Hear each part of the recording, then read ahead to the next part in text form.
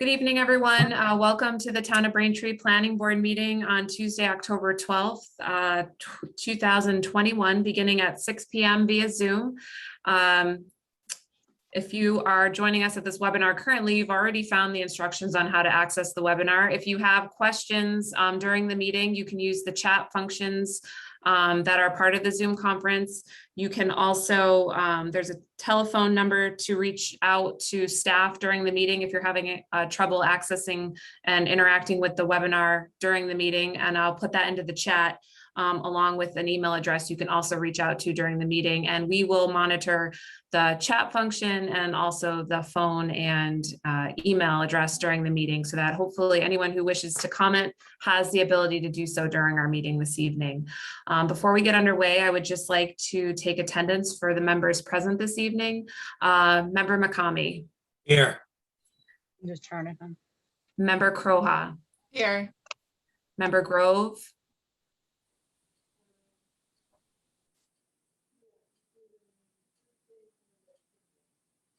I'm here, sorry.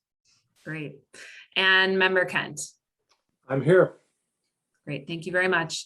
So we have all members present, and the first public hearing that we have this evening is not scheduled until 6:15. So as we customarily do, I'm going to jump down to the old new business section of our agenda this evening. And we have a couple items on there this evening. I don't know if staff would like to address the October Zoning Board of Appeals recommendations, or if we want to wait till later on in the meeting to do that. I think Connor might still be having some audio difficulties, so maybe we'll wait. Do you want to wait? No, Madam Chair, we're just gonna share a computer. I'm just gonna move it over. I just unplugged it and unplugged for 1 second. So he's right here. We're all good.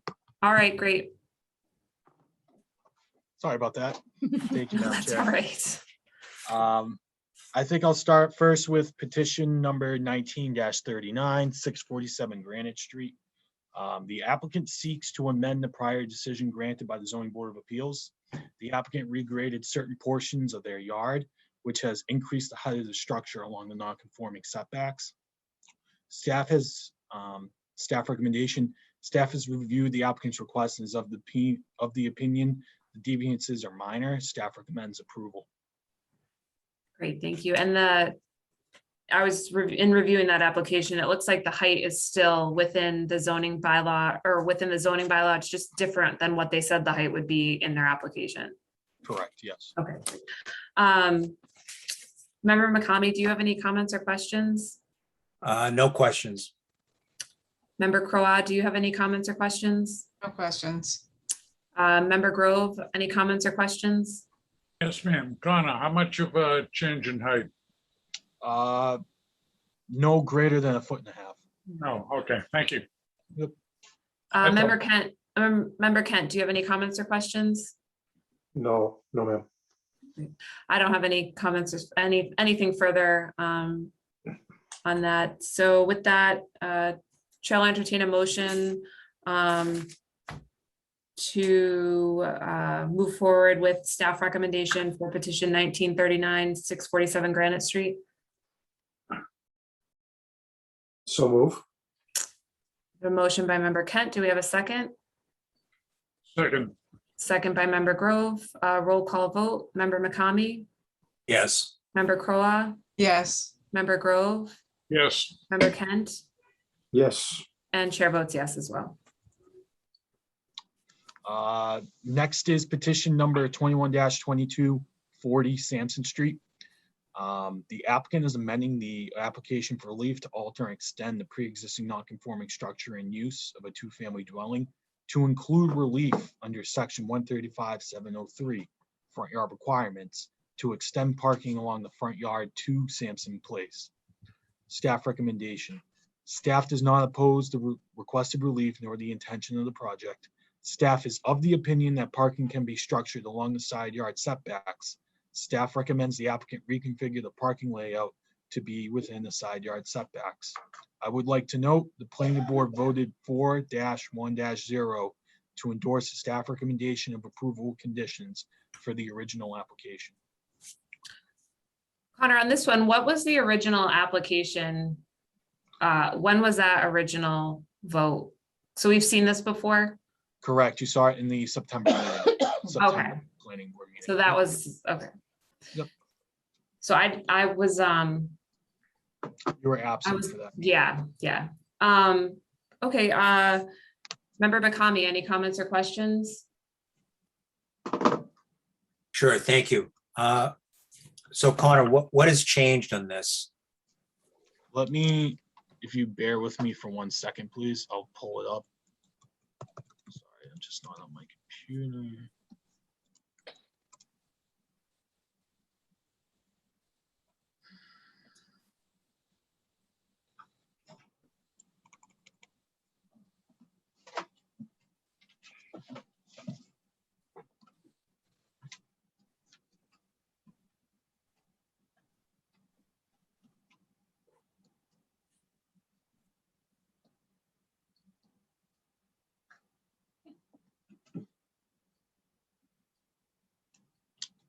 I'm just going to share a screen real quick.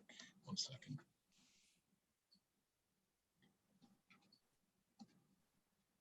So as you can see, 2 Sampson Place is where they are proposing the new parking. Some of the, I'm going to go to the original. So this is what they ended up proposing originally. This was never requested in their application. So after working with the applicant and their attorney, they came back for what they're amending now. The existing parking sits, if you're looking at the structure from Sampson Place, it sits to the right towards what would be the rear lot line. Staff has argued with the applicant to extend that parking to the sides, propose new parking to the right of the structure from Sampson Street. Ultimately, under 703, front yard parking technically is not allowed. So as part of this, they'll be altering and extending the non-conforming location of the parking. As I said before, staff is of the opinion they can park towards the side yards.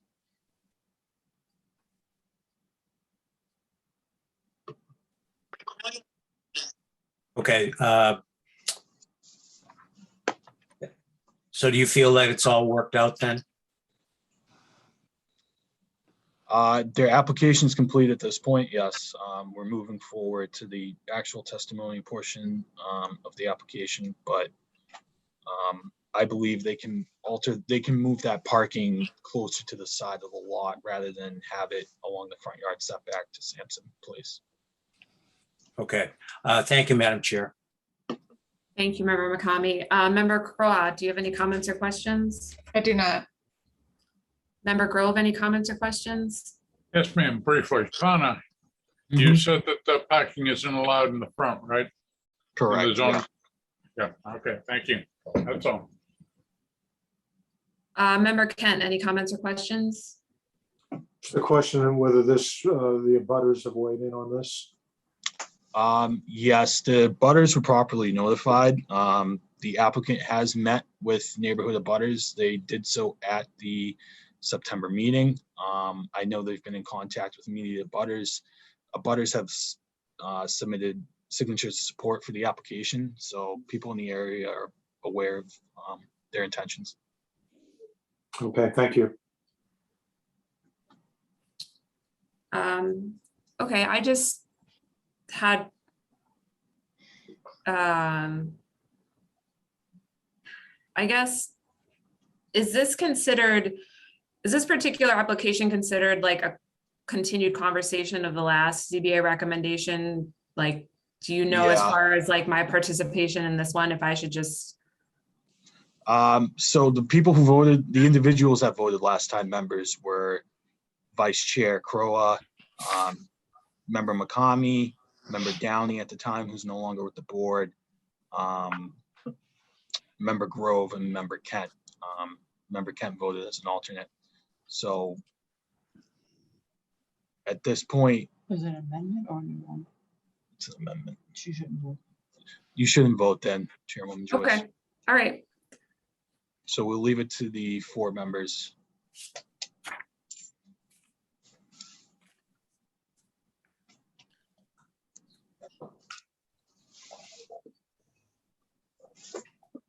So we'll just allow the 4 voting members to make a motion and vote. Correct. I'll make a motion that we endorse the staff recommendation on 40 Sampson Street. Second. And then I guess I will votes. All right, votes in favor of the motion, Member McCamey, Yes. Member Kent, Yes, Member Grove, No, I'm a yes. Okay. And then it's 6:15. Should we continue or should we? Finish the zoning. Okay. Yeah. Petition number 21-23, 19 Somerville Avenue. Applicant seeks a finding to alter and extend the non-conforming rear yard setback from 26.3 feet to 23.4 feet for the construction of a 350 square foot rear deck. Staff recommendation is approval with conditions. Let me pull you to the plot plan real quick.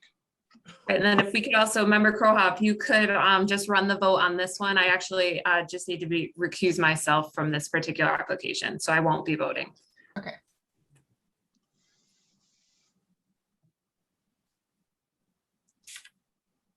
Okay, I'll start.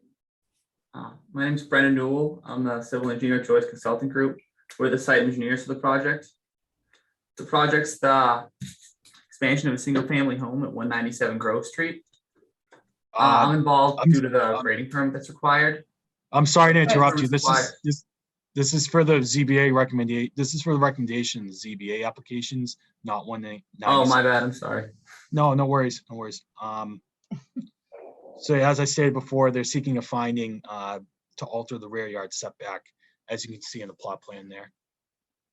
Okay, and Member McCamey, do you have any questions? No questions. Member Grove, no, ma'am.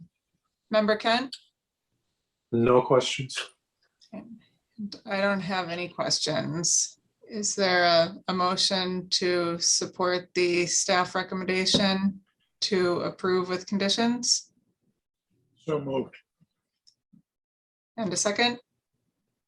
Second, And vote in favor, or vote either way, Member McCamey, Yes. Member Kent, yes, Member Grove, Yes, and I'm a yes. Okay, and the last one, petition number 21-24, 29 Commercial Street. This is the landing complex. Description, applicant seeks a variance to install a wall sign in the multi-use building, as the proposed sign will be 55 square feet and only 20 feet is allowed, 20 square feet is allowed. Staff recommendation, staff recommends denial for the proposed wall sign. And I can bring up a rendering of the sign real quick.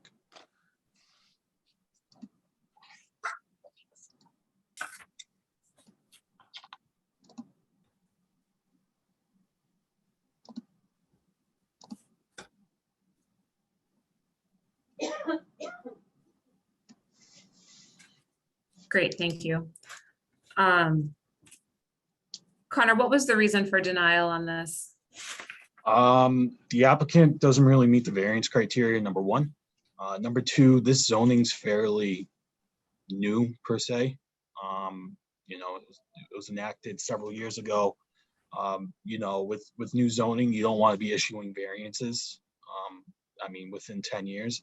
So that's part of the reason for denial. A lot of people in the landing have made the requirements work. We've done it plenty of times. You know, to come in and ask for, you know, 35 more square feet to a sign that could easily be made to be 2 feet by 10 feet. You know, they could have had the sign by now. Okay, great, thank you. Member McCamey, any comments or questions? I'm happy to see somebody going in to that spot, which has long been rumored, but I totally appreciate staff's comments. So that's all I have. Thank you. Member Croha, any comments or questions? Yeah, my looking at the application, I also didn't see material in there that would support the variance. I don't know if at the public hearing, there might be something they could raise, but from a planning perspective, I don't see an issue necessarily with the size of the sign, but of course, consistency is something that we need to maintain across the town. So that's really the only comment that I have. Great, thank you. Member Grove, any comments or questions? No, ma'am. Member Kent, any comments or questions? No, not for me. No. I don't have any further comment or question. So Chair will entertain a motion in support of staff's recommendation for denial of the proposed wall sign for petition 212429 Commercial Street. I'll make a recommendation for denial because of the lack of supporting document for a variance. Motion by member Grove. Do we have a second? Second, Second by member McCamey. I'll do a roll call vote. Member McCamey, yes. member Crowe, Yes.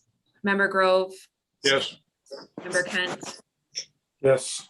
and chair votes yes. All right. Thank you, Madam Chair. Thank you very much, Connor. That wraps up the October Zoning Board of Appeals recommendations. And a little past 6:15, so we would like to move into the new public hearings portion of our meeting. I would like to take things a little bit out of order on the agenda and hear 197 Grove Street first, since I will be recusing myself from that hearing. If I could please ask Vice Chair Crowe to run that application, and then that way I can jump on for the remainder of the meeting after that hearing. So Okay, sounds good. thank you. All right, so start with 197 Grove Street. That's a grading permit application. The file number is 21-17. And do we have anyone here to present on the application? Hello, I'm here to present. I started a couple minutes early. Thanks. Connor, could you just stop the share screen? Yeah, Thanks. absolutely. My name's Brendan Newell. I'm an engineer with Choice Consulting Group. We're the engineers for the project. The project at 197 Grove Street is an expansion of existing single-family house. The driveway is being relocated to facilitate an expansion for the proposed driveway. The grading permit is required due to the retaining wall being over 2.5 feet. Excuse me for a second, Madam Chair. I apologize to interrupt. Can we open the public hearing with the reading of the legal notice real quick? That sounds great. I can read it. I can read it if you'd like. Yeah, Okay. sure. That would be excellent. I don't have it directly in front of me. It's totally okay.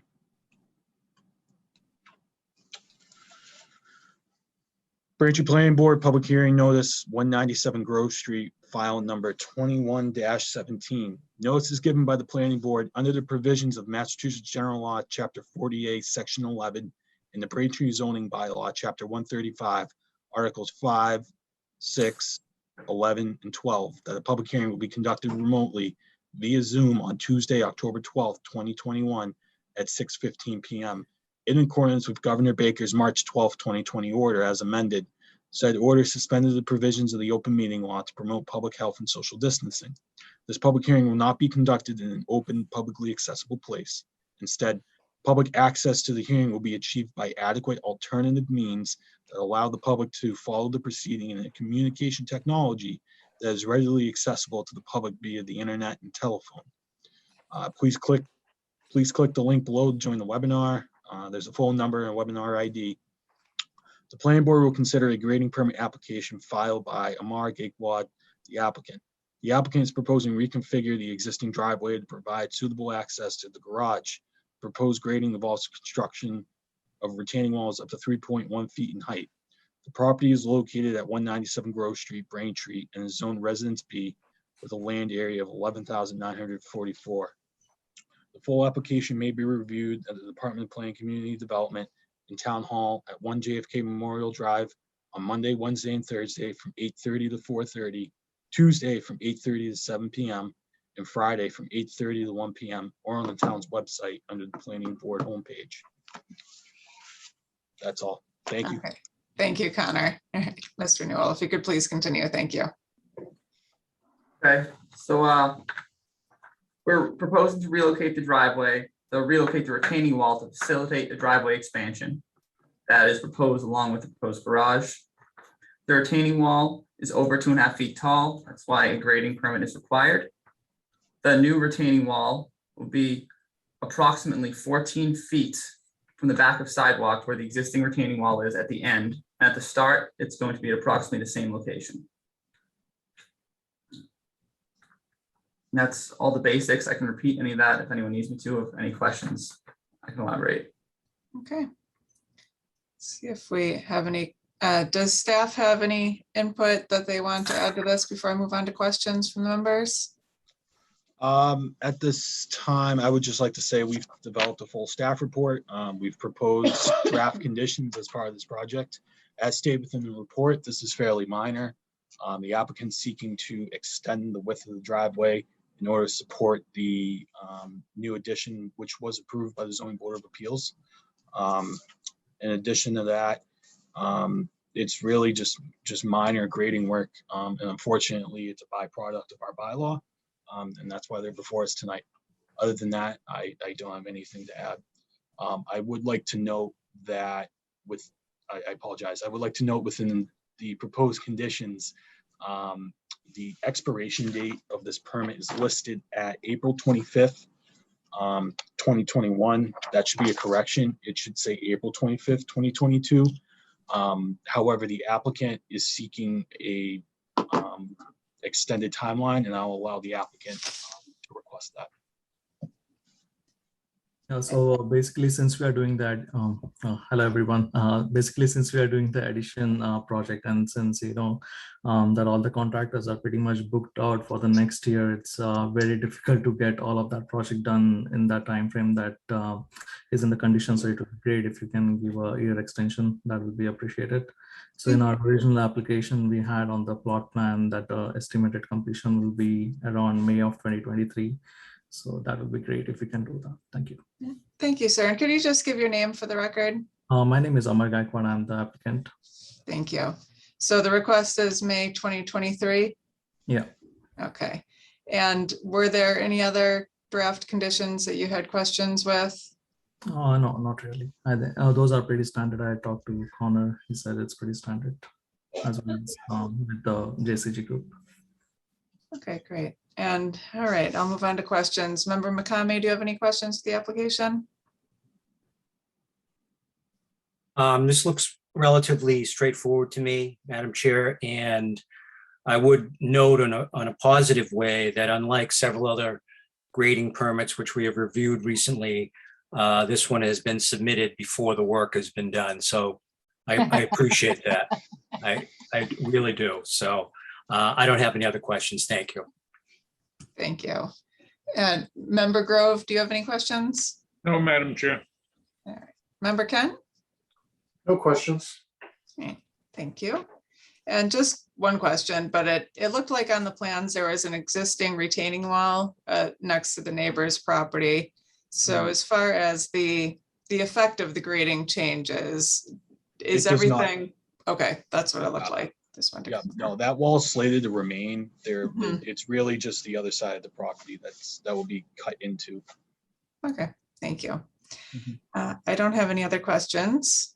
And so at this point, I know we have a correspondence list on this and the draft conditions to introduce into the record. Do we need a motion for that? For the correspondence, Right, yes, the motion would be to accept all correspondence through October 7th, 2021. okay. I have a motion to accept all correspondence through October 7th, 2021. So moved. And a second? Second, And is there Do we there's, do a roll call vote? Vice Chair, when you have a sec, please. keep forgetting that one. Okay. Votes, Member McCamey, Yes. Member Grove, Yes. Member Kent, Yes. And I'm a yes. Awesome. Thank you. Now, if there's no other questions, do I have a motion to close the oh, I'm sorry. This is a public hearing. If there are any members of the public that have questions or any other concerns with this project, you can raise your hand. If you're on the video screen or on the phone, there should be a function to raise your hand, or you can speak now.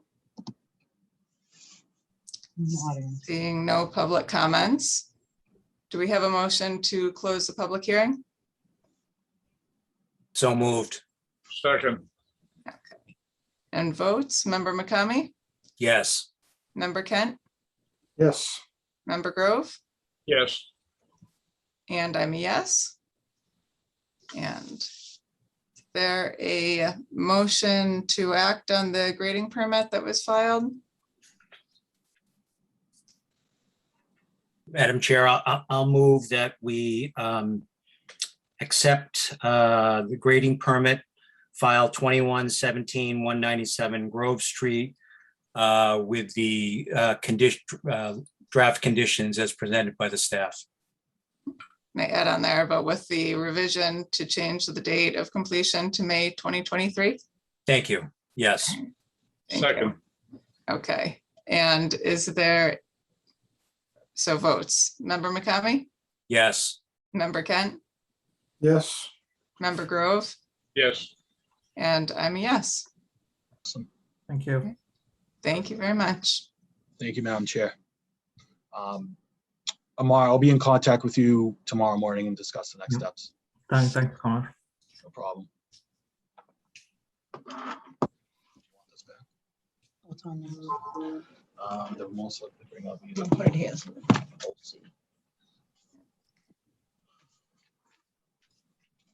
All right, and I'm off the hot seat for the next one.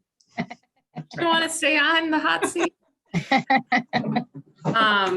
The next item on our agenda is 250 Granite Street, the South Shore Plaza, special permit and site plan review for major modification, file number 08-03, Braintree Property Associates LP as the applicant. And if we could have staff read into record the public notice to opening the hearing, that would be great.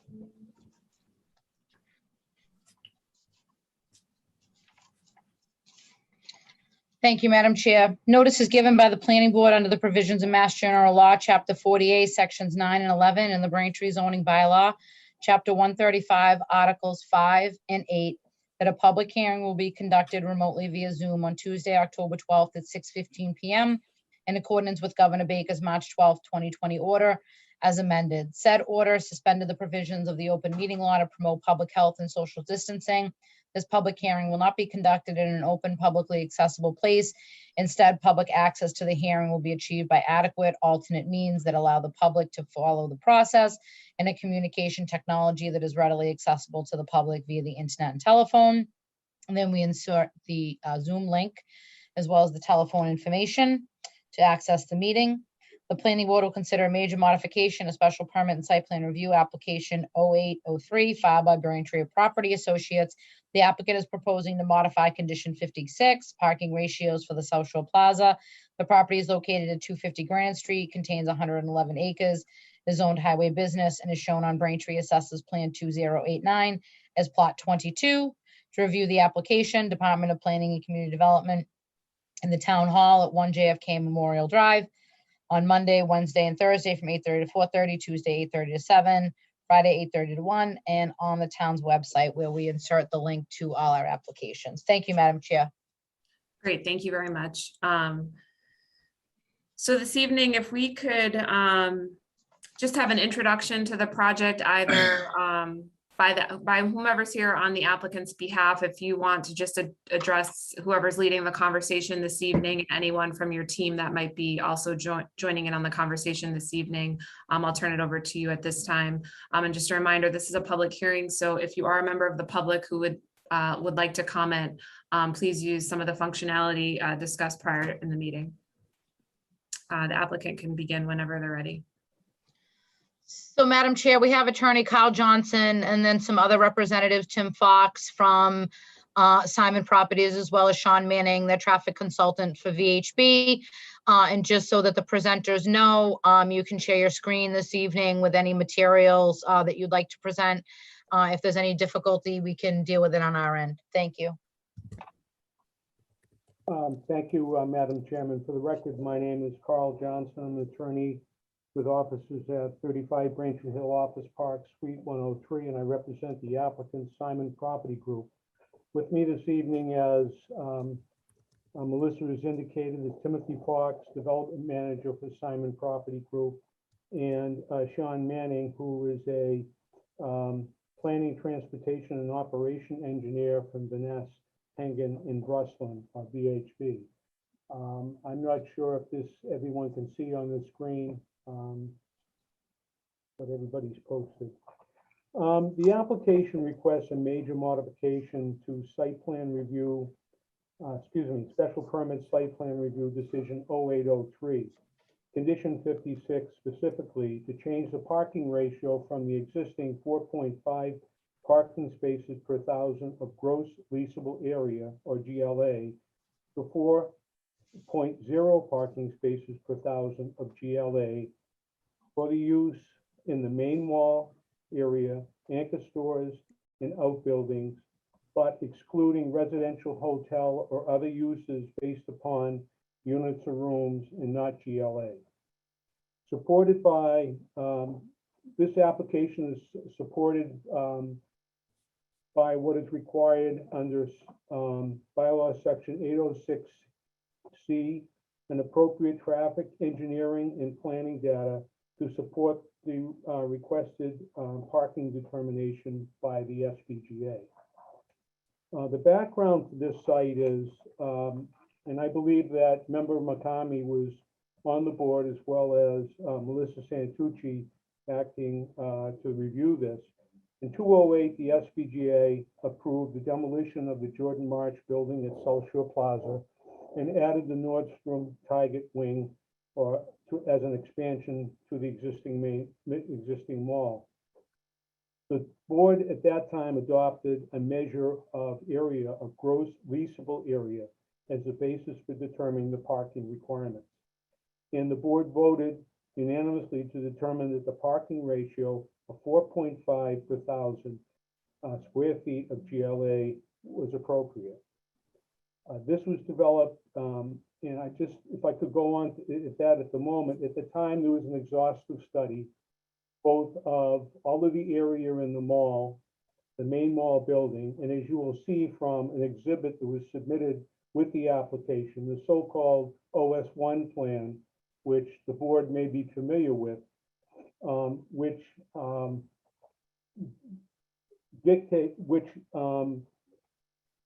is an exhibit that provides current zoning tabulation of the existing dimensional and density requirements with footnotes and how the mall area has changed since 2008, parking tabulations that set forth under approved parking spaces based upon the existing ratio of 4.5 per thousand square feet of GLA, and the proposed parking ratio for spaces based upon 4.0 ratio per thousand square feet of GLA.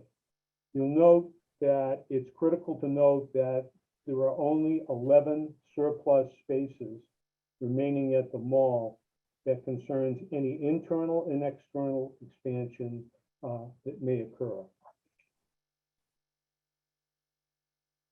I think it's, if you don't have, I don't know if that exhibit would go up if you all have copies of the OS1 plan, but it would be important to look at that in the determination and to make a comparison of what the difference would be.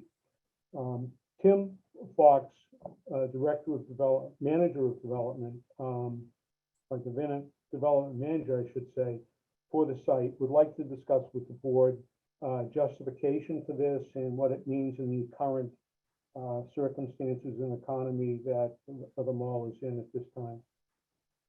Thanks, Carl. My name is Tim Fox. I'm with Simon Property Group in the development. And just wanted to share with the board the reasoning for this petition. First and foremost is, we want to be proactive here. And, adjusting the parking requirement is important for the planning of the future of South Shore Plaza. We're quite limited in our ability to be flexible. We have a sea of unused parking, and right now that really doesn't benefit anyone. There's constant shifts in the industry, and it's causing us to rethink, how the property will function in the future. That might mean a redevelopment project, which would utilize a portion of the parking field to incorporate lifestyle type retail. It also might mean introducing non-retail uses that might not fit cleanly into the confines of the existing structure. We're not really sure. But it's important that we think about, diversity beyond kind of the existing offerings. Traditionally, mall properties have been limited to restaurant and retail use, but that's started to change steadily nationwide. We have over 200 retail properties in the country, but there's also been some notable changes in the Boston area.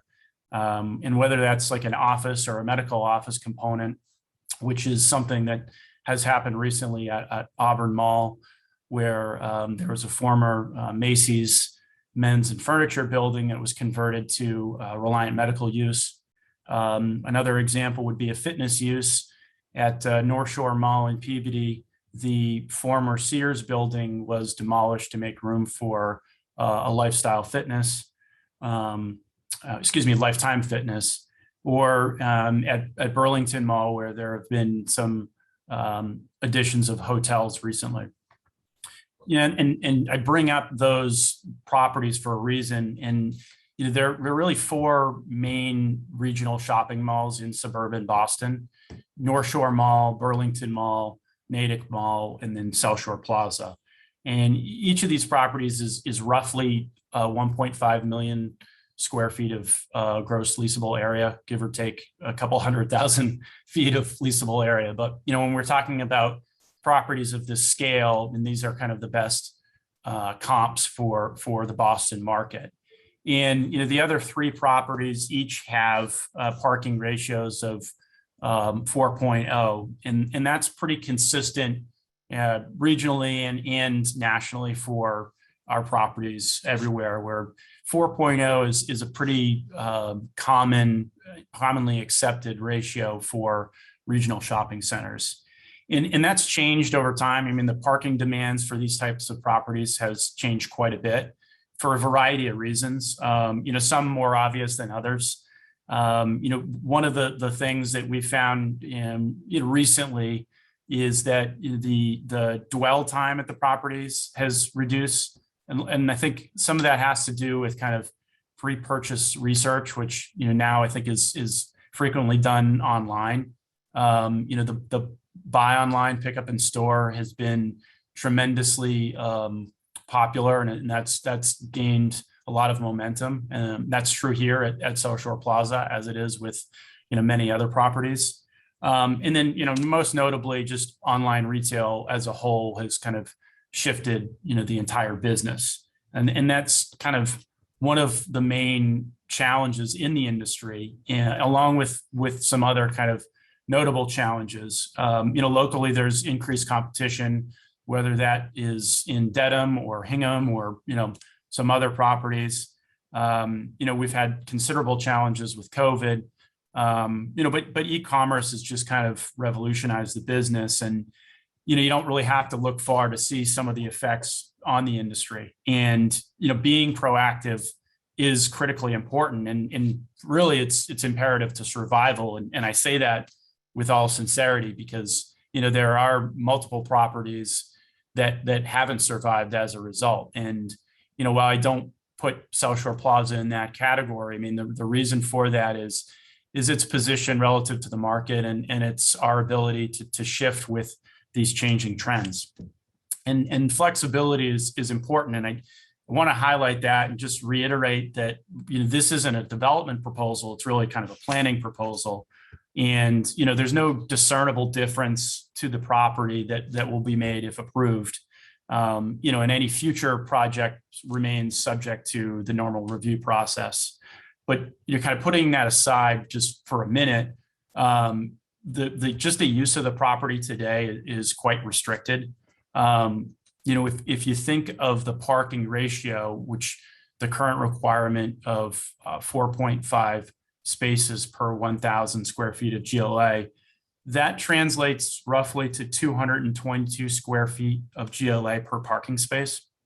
And right now, given the buildable area, we have 11 surplus spaces, which essentially means we have 2,444 square feet that's available for additional kind of leasable area use. That's a tiny amount of area. I mean, in fact, the entire property is 1.6 million square feet. I mean, we today couldn't convert like a storage space to leasable area. It wouldn't be possible. In the last few years, we've had a couple different projects. Some I think I highlighted just the buy online, pick up in store, where we've converted some parking spaces. And then we've also converted some traditional parking spaces to the use for electric vehicles and charging stations. And, we're at the point where there's essentially no flexibility, and it's exceedingly challenging for these type of what would be kind of minor modifications. So just kind of transitioning here for a minute, I'll hand it over to Sean Manning of VHB. He's going to point out some of the findings of the parking study, which we commissioned several years ago. The kind of most important takeaway, and I don't mean to steal Sean's thunder, but in 2017, which we feel is quite a conservative study timeframe, there were really only 2 hours the entire year. I mean, all 365 days, there were 2 hours on Black Friday that the parking demand would have exceeded the proposed supply chain change. So, I think you'll find that this is, it's a logical adjustment, and I'll turn it over to Sean, who can go through some of the findings of the parking study. Sounds good. Thank you, Tim. Madam Chair, Planning Board members, for the record, Sean Manning. I'm a principal with the firm VHB, 99 High Street in Boston. If I may, I'm going to share my screen. I got a very brief slide deck to walk you through. So if you can give me 1 second. Can folks see my screen? Yes. Yes. I'm going to put it in slideshow mode so that you can get a full screen. How's that?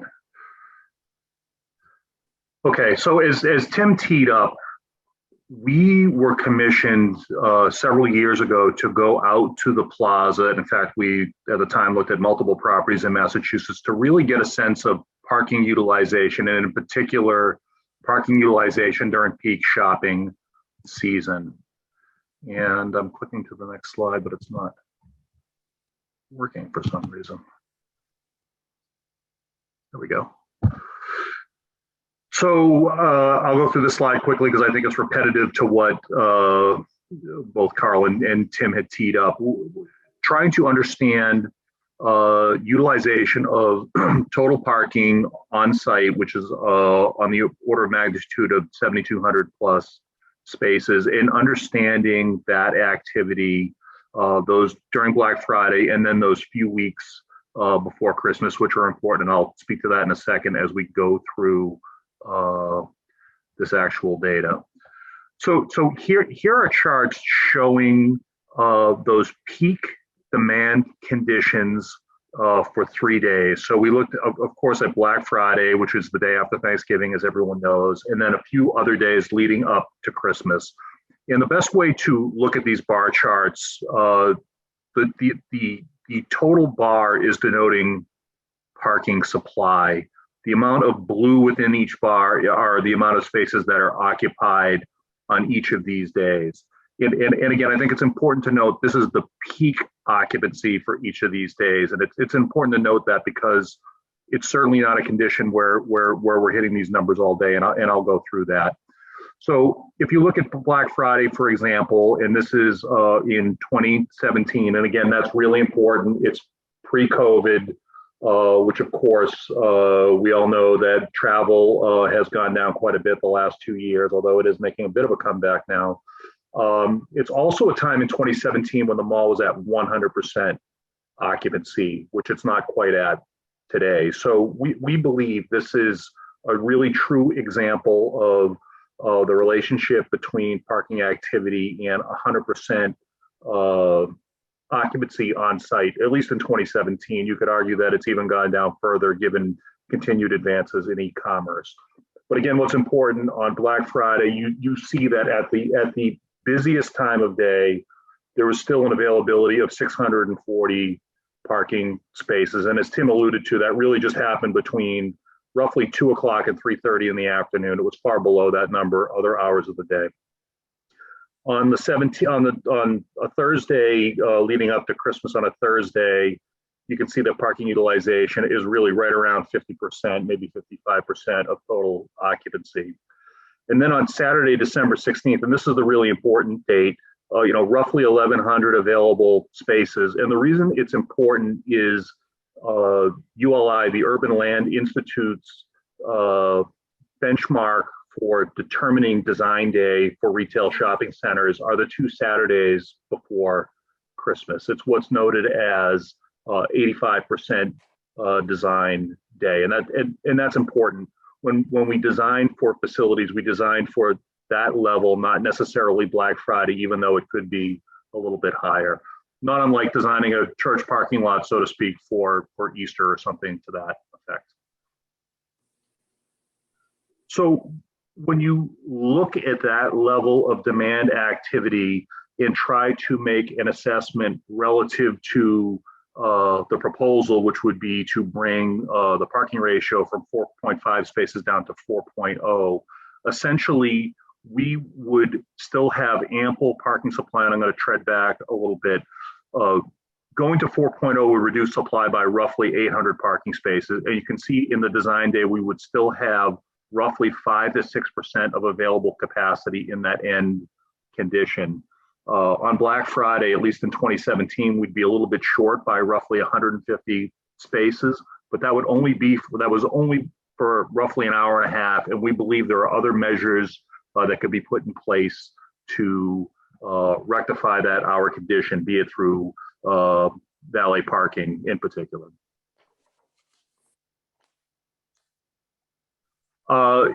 Tim alluded to this as well. This is the standard that's applied at other major malls in and around Greater Boston, North Shore Mall, Burlington Mall, Auburn, which is a little west, and then of course the Natick Mall, all operated 4 spaces per 1,000. And I can tell you we've counted not all of these, but most of these during the shopping season, and they don't exceed even at the 4.0 per 1,000. And again, this is just background information for you. I believe through Melissa, this has been shared with the board. So you have this to review at your leisure moving forward. But again, the days that we counted, the spaces, does not include adjacent parcels, which we know on weekends are also potentially out there as kind of a push factor that could be used for employees, in particular during Black Friday. And again, this is just summarizing what I said before relative to peak demand when looked at in compared to total supply that's out there. So I'm going to unshare my screen. And I will turn it back to Tim, and I guess questions can go through him, but of course I'm happy to answer any questions that you might have. So thank you very much. Thank you, Sean. Sorry about that. Thanks, Sean. Just, I think that's it from us, unless Carl had anything else to add. I think that concludes our. I would just like to add a point that Melissa made in her staff review and analysis is similar to recently the board 2 meetings ago approved the Orange Theory commercial recreational use at the mall. It was in the area of, as the board knows, in the area of Buffalo Wild Wings and the Sears store. And one of the things that the board made comment on was the necessity for continued diversity of uses at the mall in the 1.6 million square feet. This is so constrained at 4.5 as it is now, to emphasize with those 11 spaces. That does not allow any latitude internally to change areas in the mall. So this is something that is critical at this time and critical for the planning for the future. As was stated previously, this is as much of a planning exercise as it is talking about the parking ratio as well. With that, thank you for listening to us this evening.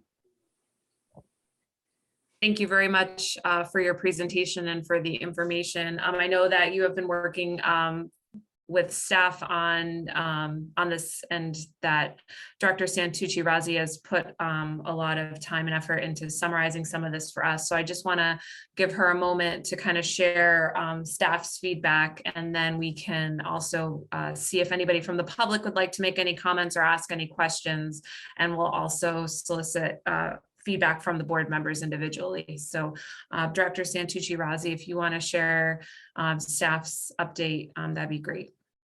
Thank you. Thank you very much, Madam Chair. As noted by the chair, I have prepared a staff report that was circulated to the board and to the applicant, looking at this parking ratio request, and having been involved with the South Shore Plaza when they did the expansion back in 2008. That's when we originally looked at the parking proposal, and we're looking at setting something for the regional mall. Previous to that, we had a multitude of categories, a multitude of requirements, frankly, that just didn't work for such a large property with so many different types of uses, and even more now so than back in 2008. I think it's important to note for the record that this is not a problem that is unique to the South Shore Plaza in Braintree. I don't think anybody on this call this evening, in this meeting, or any resident in town could dispute that several, in fact, pretty much all of our retail plazas are overparked. We have substantial surplus of parking at the marketplace. We have surplus of parking at the malls that contain our supermarkets. We have surplus at Granite Plaza, and I could continue to list those, but we are all aware of this extra parking that simply is not being used. And if I have to say, overparking things these days and creating excess pavement that contributes to intensifying environmental concerns, as well as creating heat, to be really plain and simple about it, it's just not cool anymore. The days of, over parking things, that really isn't the way to go about things. And as noted by Mr. Manning in his presentation about this, quote, right size parking. And I can recall many times professionals over my career saying, if you parked everything for Christmas Eve, well, this whole entire state would probably be a parking lot. So most of the items in the staff report, I kind of summarized their request. And having met with Tim Fox and Kyle on several occasions with the mayor to go over this request and sort of understand sort of the intent here, in the town has been very clear to Simon Properties that we would really like some planning to go on for the properties. What are you anticipating? How are you going to accomplish this? And sort of their response is that we really can't plan anything because we do not have the ability to do anything at the mall without seeking some permission from the planning board. So the first step, in order to try to work with the plaza to get them to continue to diversify their uses and trend more in line with the face of retail these days. Retail is very, very different than 10 years ago and 20 years ago, and it's progressed far differently over the past couple years, given the COVID situation. So I made some analysis in my report, and I have 8 points here that I'd like to just recite for the record that sort of summarize these and why this request is warranted and supported by the staff. Number one, it is more in line with both the Natick Mall and Burlington Mall. These malls are both interior malls and locations and communities very similar to Braintree. There was quite a bit of statistics provided by Mr. Fox in regards to Simon Properties. However, these two are definitely very in line with Braintree, their proximity to Boston and the communities in which they are located in. The second point, as the South Shore Plaza continues to diversify the use of 1.6 million square feet, lowering the parking ratio will bring it more in line with other uses that could replace traditional retail, such as office, restaurants, and recreational uses. We see those becoming more and more popular in our retail centers. Number three, this will allow the South Shore Plaza to actively plan and attract additional uses that could replace unused fields of parking. Utilizing the footprint of the South Shore Plaza and its infrastructure is preferred over expanding into the undeveloped open space lands. The South Shore Plaza, as this board is aware, sought a rezone of portions of land that they own that are currently residents being open space. And it was very clear that that wasn't something that was going to be supported by the community. They have an abundance of infrastructure available to support additional uses at the mall and to support the diversification of these, including, frankly, some, I'll use the term hardscape, landscaped areas. We're starting to see these sort of, I don't want to say parks, but outdoor areas at the various centers, and a lot more outdoor seating, some associated with restaurants and just some general areas. If you're down somewhere with your children and you're picking up something at a fast casual restaurant that seems to be very popular and you just want to enjoy the outside, those areas as well. Point number four, people often use public transit and car ride services to visit the mall, and those patrons do not use any on-site parking. When our parking requirements were set, oh Christ, I don't even know if there was buses. These things are so old, but there definitely wasn't things like Uber and Lyft and those things. And if you visit the mall, you can see several people getting dropped off to shop or to dine. Maybe they're visiting some of the restaurants, maybe they're enjoying themselves and having a few cocktails, or maybe frankly they don't own a car. They live in Boston, in the suburbs between here and Boston, and they're visiting the plaza and spending their money. Number five, the parking study demonstrates a surplus even on Black Friday.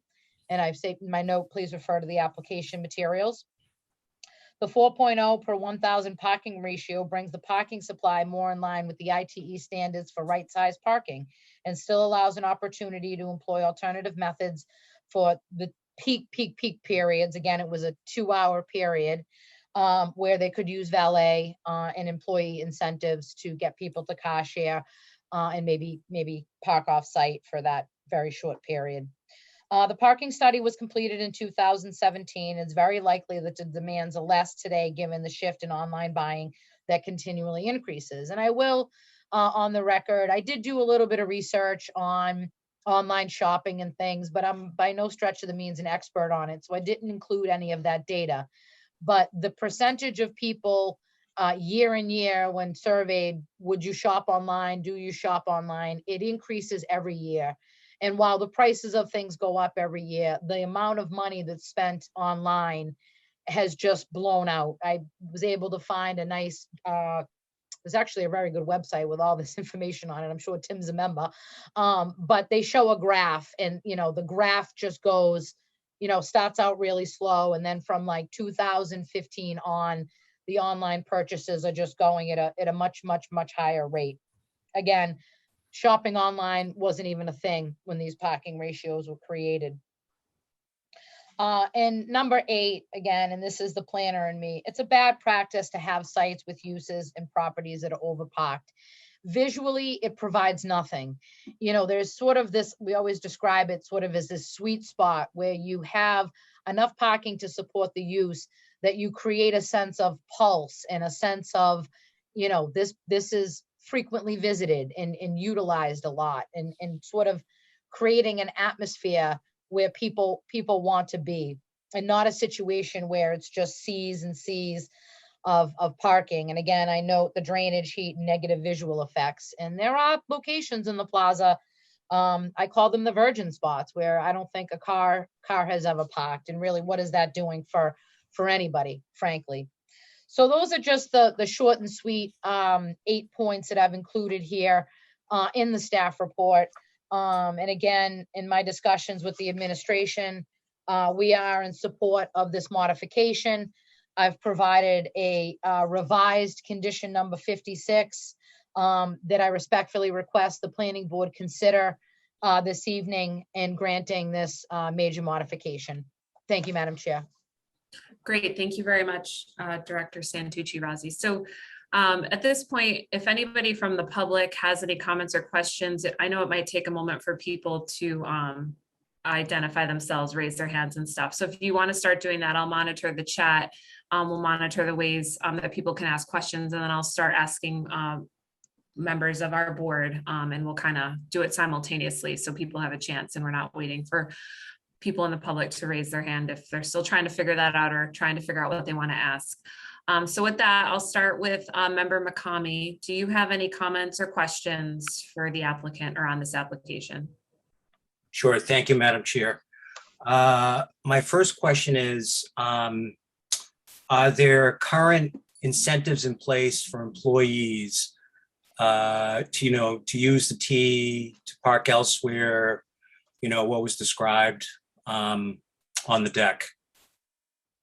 As of now, I do not believe. I know I'm based in Indianapolis, and so I don't have full knowledge of the property operations, but I'm not aware of incentives for employees to use public transportation.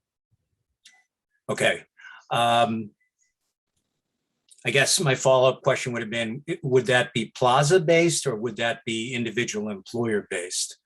And could it be based on, Simon doing something? Obviously I think everybody mentions these things, and I guess I'd like to know, what are we really doing about it? Yeah, no, I think it's a good point. The property itself employs really a small fraction of the overall employees. When you think about the various tenants who are really kind of the major employers. So the idea of incentivizing alternate transportation could be possible, and to what extent that would be utilized, it would be hard to say, I guess, without further research. Okay, I'm going to ask the director. I don't want to make this out of bounds on this, but just like many other projects we have, everybody talks about commuter based, or I'm going to have this incentive. Let's really find out.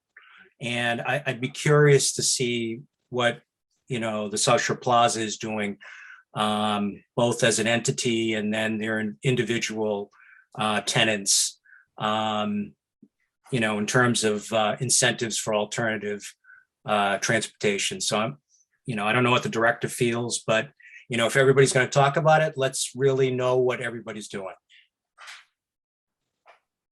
Member McCamey, is that something that you would like me to follow up with the South Shore Plaza on? Sure. Again, I think every project that we listen to, it's close to the commuter, situation. Yep. We're going to do this, we're going to do that.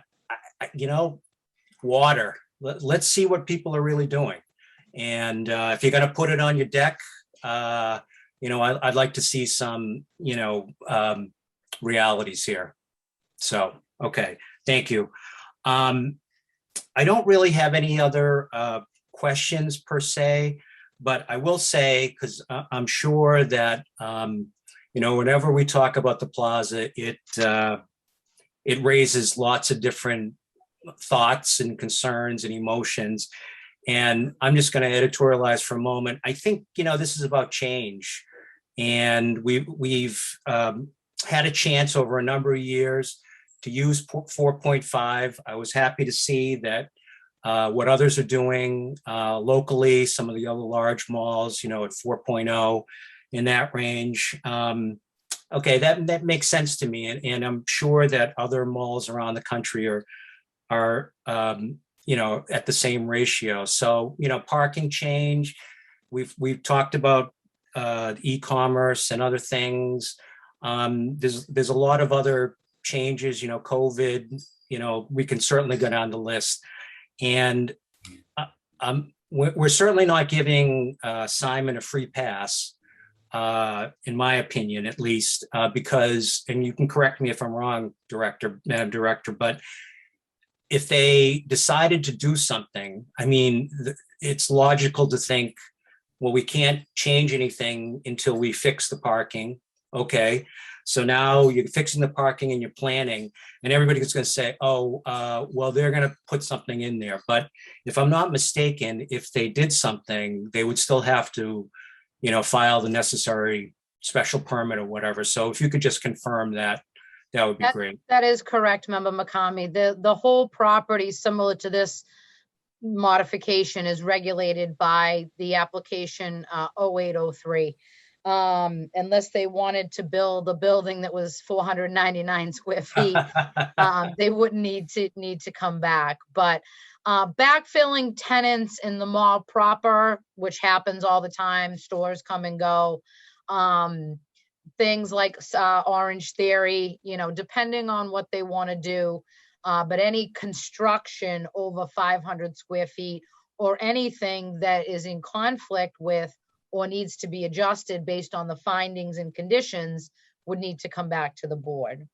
Right. Thank you. Thank you very much. And I think, we've had a very good relationship with Simon and the Plaza over the years, as a neighbor, source of employment, and a major taxpayer. And I think it's responsible in the face of multiple trends and changes to allow them some flexibility, to come up with a business model, which might be temporary.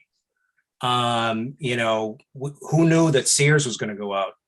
Who knew that Lord & Taylor is going to go out? These are big names. The 99, Legal Seafood moved across the street. I mean, changes are happening all the time. And I just think that it's responsible for us to allow them, to develop a business plan so that they can stay in business and, be a major taxpayer. Certainly if they weren't providing those funds, though that deficit would be spread across the residents in town. And I don't think we want to see that. So, it's change.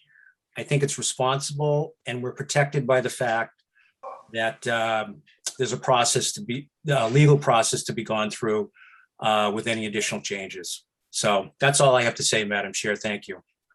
Thank you, Member McCamey. Madam Chair, may I address one issue? Yes.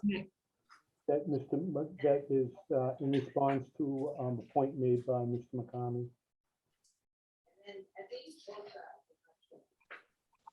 I just want to point out that there was an employee parking plan that was enacted in condition 57 and 58 of the 0803 permit right after this under parking and circulation.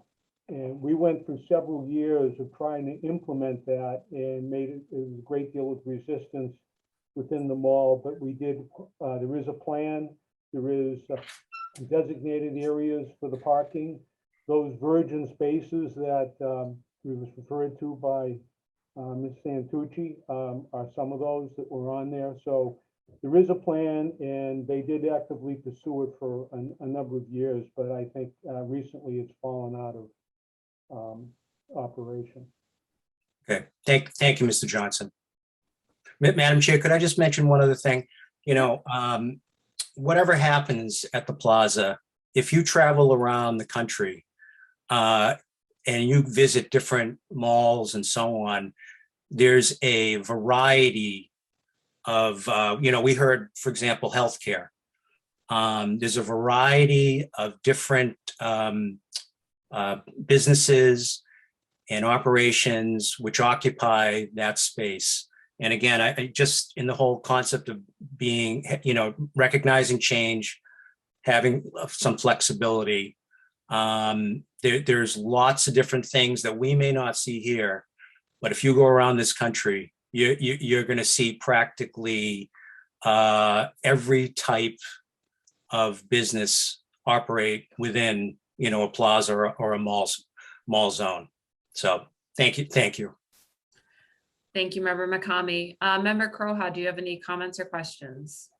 Yes, thank you. I agree a lot with what the director and Member McCamey had pointed out. I think there were a lot of good comments on there.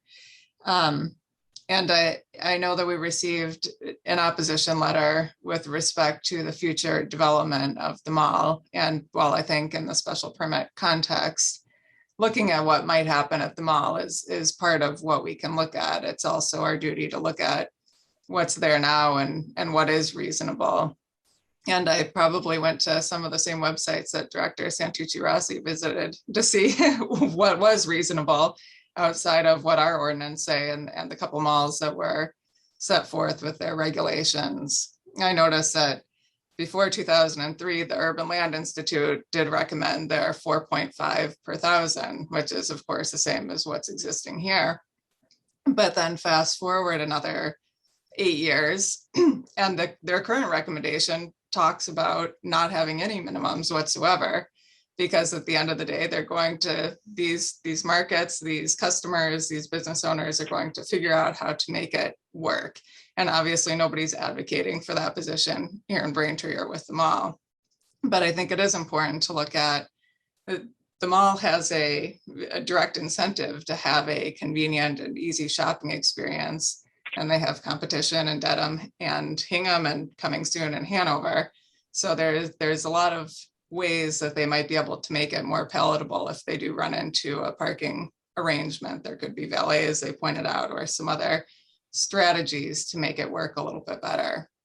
But I think in the context of the size of the mall and the size of the shopping centers, and really the way it's laid out, this isn't a circumstance where you have residential streets really very close to the mall. I understand that they're close from behind, but the parking, the way that it is sort of set up. And so I feel like if somebody was in there looking for a parking space, they're more likely to sort of overcrowd where the offices are than to venture onto one of the side streets, which I could see as being potentially the most problematic aspect of it.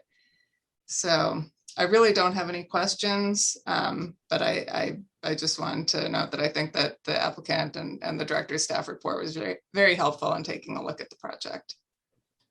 Great, thank you so much, Member Croha. And you did mention the receipt of a letter of opposition from a resident. And I just had a point of clarification / question for staff. Does that letter automatically become part of the public record, or is it required that we read that into the record this evening? How does that usually handled? Madam Chair, that record, that letter is part of the record. It's included in the correspondence, and Mr. Herron is here this evening, so he may choose to speak and reiterate those comments again. Okay, great. And just, I have not seen anyone with their hand staying up or any chat comments. So if anybody from the public, see, we do have Councillor Sasha's raising his hand. So if it's all right, I'll just take his comment and before I go back to board member comments to add some public comment.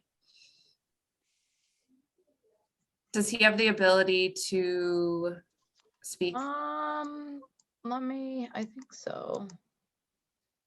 You should be all set, Counselor. Hi, thank you for giving me the opportunity to speak. I just had a couple of quick points. The first is, while I agree conceptually that a reduction in parking could be merited based on what's going on in other malls, when it comes time for a special permit, I hope that this board will look carefully because Granite Street is a problem already. And the concern would be that if this ends up pushing parking out to the perimeters, like if you look at this parking study, the bulk of the available spaces are in the Dave and Buster's lot. If parking gets pushed out there, well, the third entrance off of Granite Street doesn't have 2 left turn lanes. It only has 1. And to the extent that traffic would end up getting funneled further down Granite Street, that could cause a potential problem. The other thing would be that there's really no good way for pedestrians to get from one lot to the main mall from that Dave and Buster's lot. So I hope that that will be part of any special permit review as well. The only other thing I would add for tonight is that the residents are probably far more supportive of redeveloping this property than they might get credit for. The things you mentioned in terms of lifestyle plazas and medical uses are the kind of things that people are currently leaving Braintree to go to other malls to do. So I think there's an appetite to see that kind of redevelopment. But the one sticking point that we saw the last time the Plaza tried to put something in there was the impact that it has on the nearby residential properties all along Lakeside and up through Common. And I guess I would say, if you know, the requirements for highway business include a 100-foot treed and green buffer zone that does not allow parking, right? So what's at the Plaza now is a tiny strip, and there is definitely parking within the 100-foot buffer zone. So if there's excess parking and we're here to modify the special permit, why not add that to the special permit? That if and when new construction is done at the Plaza, that buffer zone will be expanded to the required 100 feet. Because I think if you do that, you're going to have significantly less opposition to anything that you try to do at the Plaza. The opposition always comes with the lights and the noise that are penetrating the nearby neighborhoods across the lake. And if you just put in the special permit that that's going to be part of any new construction, I really think it will help residents have faith that this change is not going to be detrimental to them. And that's it. Thank you. Thank you, Brett. Thank you very much, Councillor Sasha. I think those comments are well received by everyone on this, and I think, you know, moving forward as we do entertain possible additional applications by the Plaza, we can certainly take into consideration those points that were raised by you this evening. Member Grove, do you have any comments or questions for this application? Yes, ma'am. I agree with Councilor Sasha in the fact that the residential community has been the thing that has to be dealt with, and that's been going on for 35 years. We have to be very cautious because this facility is located poorly. It's right in the middle of the residential area. In terms of the parking study, I'm a little leery of the fact that this is 4-year-old data.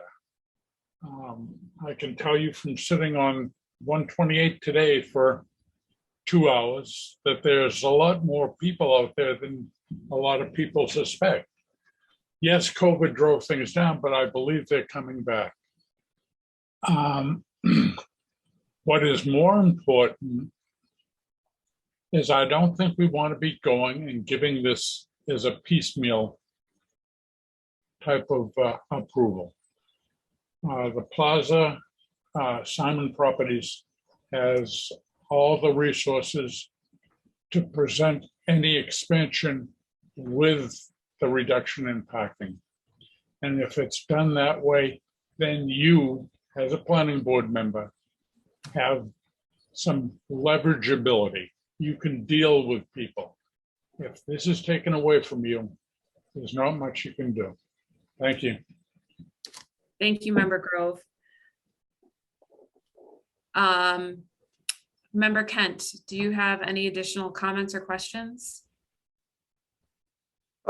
Just a couple of thoughts as I've been listening to this and watching it. I mean, clearly that if you reduce parking spaces to add potential rentable space, then you have to add spaces back. So there'd be some algebra or whatever to do there, or calculus or something. The second observation would be that the peak parking in the study, I think it's been alluded to before, but the peak times around the Dave and Buster parking would certainly be different than around the retail shopping areas. And I don't think there's a lot of people that would be parking in the Dave and Buster lot to walk over to Macy's. So, I would think that, the space is big enough that it probably doesn't behave as one unit.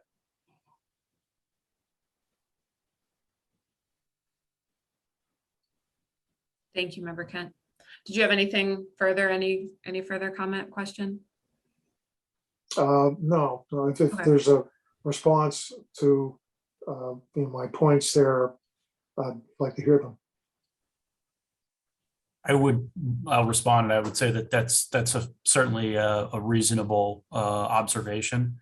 And, kind of the one of my previous points about the diversity of uses is, just kind of the peak utilization times tend to be different.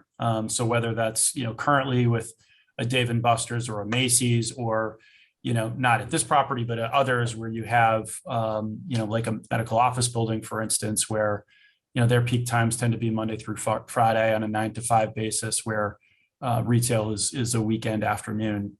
You're kind of spot on there. Okay. All right. I see just monitoring hands up. I don't know if Counselor Sasha has anything else he would like to add, or if he just has his hand up. Okay. Sorry about that. I don't have any other chat. I don't have anything in the chat. I don't know if staff has received anything via the phone or email. Just want to make sure we Ken's have. shaking his head no, Madam Chair. Okay, that's great. Yeah, I think I don't really have anything, really further to add. I know it's, I think we all kind of wonder what the future of the plaza is and what the future of commerce and retail is, and the blended use, and this generational move of the baby boomers to the suburbs and now into retirement, and where are they gonna want to be living? Where are they gonna want to be looking at services? I think it's a wave we yet to really understand, but I think giving the plaza some ability to look at what's realistic and what's working in other local regional areas, the fact that the 4.0 is online, with what they've observed as working in other communities similar to ours, I think is an important point. And also to Member Crowhaw's point that at the time when the plaza was first, built, there wasn't as much competition in Dedham at Legacy Place and Hingham, and now what's coming at Hanover Crossing. So, the dynamics are changing. Traffic is always something that's, hard. It's sometimes hard to quantify. We do feel that it's coming back to Member Grove's point, when you're starting to see the traffic on the highways, but we still don't understand how that's impacting our retail areas. And if the plaza does come forward with something new, they clearly have to come before our board, and park would have to, meet the parking requirements, and, have to kind of present to us. So I don't have any specific questions. I think the staff did a great job on summarizing the work that you all have done on this application. I still don't see any more public comment. And we do have, staff did prepare a modification to the condition, which we would be looking to modify this evening, which I'm assuming that the applicant has had a chance to review the modified language and is all right with that modified language if we did choose to move forward on that this evening. Is that correct, Attorney Johnson? Correct. Okay, great. I think without seeing any more public comment, Chair will entertain a motion to close the public portion of this hearing this evening.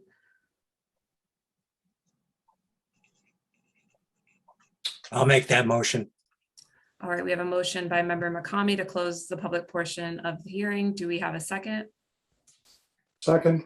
Second by Member Kent. We'll need to do a roll call vote. So Member McCamey, Yes. Member Crowhaw, Yes. Member Grove, Yes. Member Kent, Yes. and Chair votes yes as well.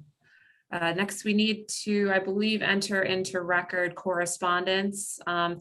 Yes, Madam Chair, if I may, in my struggle to get all organized, there was one document that I didn't have in the file I had with my work product, and we'll call that 10A. And that was the applicant's October 1st submission of revised materials that were in your packet. Thank you. All right, so we have an updated, as noted by Director Santucci Rozzi, an updated, most recent record of correspondence. So Chair will entertain a motion to enter that into the record. So moved. So moved. All right, we have a motion by Member McCamey and a second by Member Kent. Do you want to second that? Second, yeah. Roll call vote. Member McCamey, Yes. Member Crowe, Yes, Member Grove, Yes, Member Kent, Yes, and Chair votes yes as well. So with that, Chair can entertain a motion on the modification to condition, which number is the condition? 56. 56. motion to modify condition 56 from 4.5 parking spaces per 1,000 square feet to 4 spaces per 1,000. We have a motion by Member Crowe. Do we have a second? Second. A second by Member McCamey. We'll do a roll call vote. Member McCamey, Yes. Member Crowe, Yes, Member Grove, no, Member Kent, yes, and Chair votes yes as well. Madam Chair, just to clarify for the record, Member Crowe, were you referring to the motion in the staff report? yes, I was. Thank you, Okay, Director. thank you. Just wanted to clarify. Yes. Thank you so much.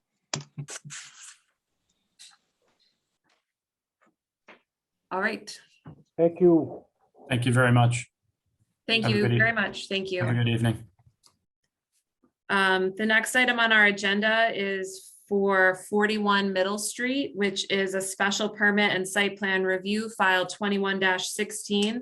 The town of Braintree is the applicant. I believe this is for the Middle Street Trail Project, and this is a new public hearing. So if we could have staff read into the record the public notice before we open this up.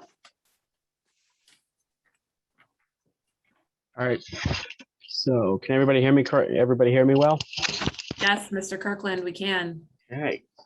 So I am going to, through the chair, I'll read the notice, the public hearing notice, Braintree Planning Board. Notice is given by the planning board under the provisions of Mass General Law, Chapter 48, Sections 9 and 11, and the Braintree zoning bylaw, Chapter 135, Articles 5 through 7 and 11, that a public hearing will be conducted remotely via Zoom on Tuesday, October 12th, 2021 at 6:15 p.m. in accordance with Governor Baker's March 12th, 2020 order as amended. Said order suspended the provisions of the open meeting law to promote public health and social distancing. This public hearing will not be conducted in an open, publicly accessible place. Instead, the public access to the hearing will be achieved by adequate alternative means that allow the public to follow the proceedings in a communication technology that is readily accessible to the public via the internet and telephone.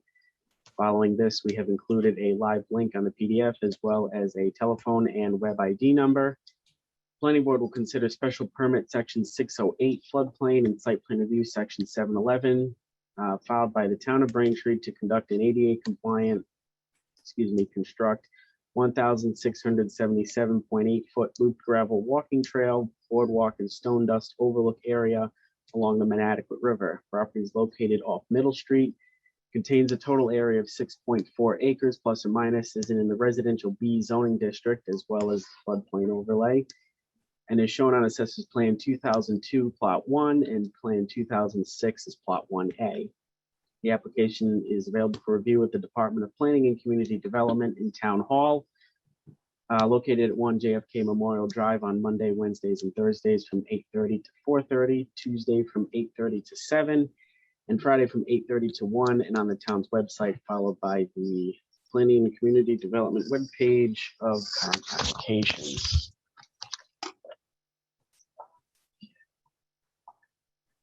So I believe that Conservation Planner Kelly's on here, and I believe as well as someone here as well from SLR, but I will turn around. I'm going to share my screen here. See what's going on.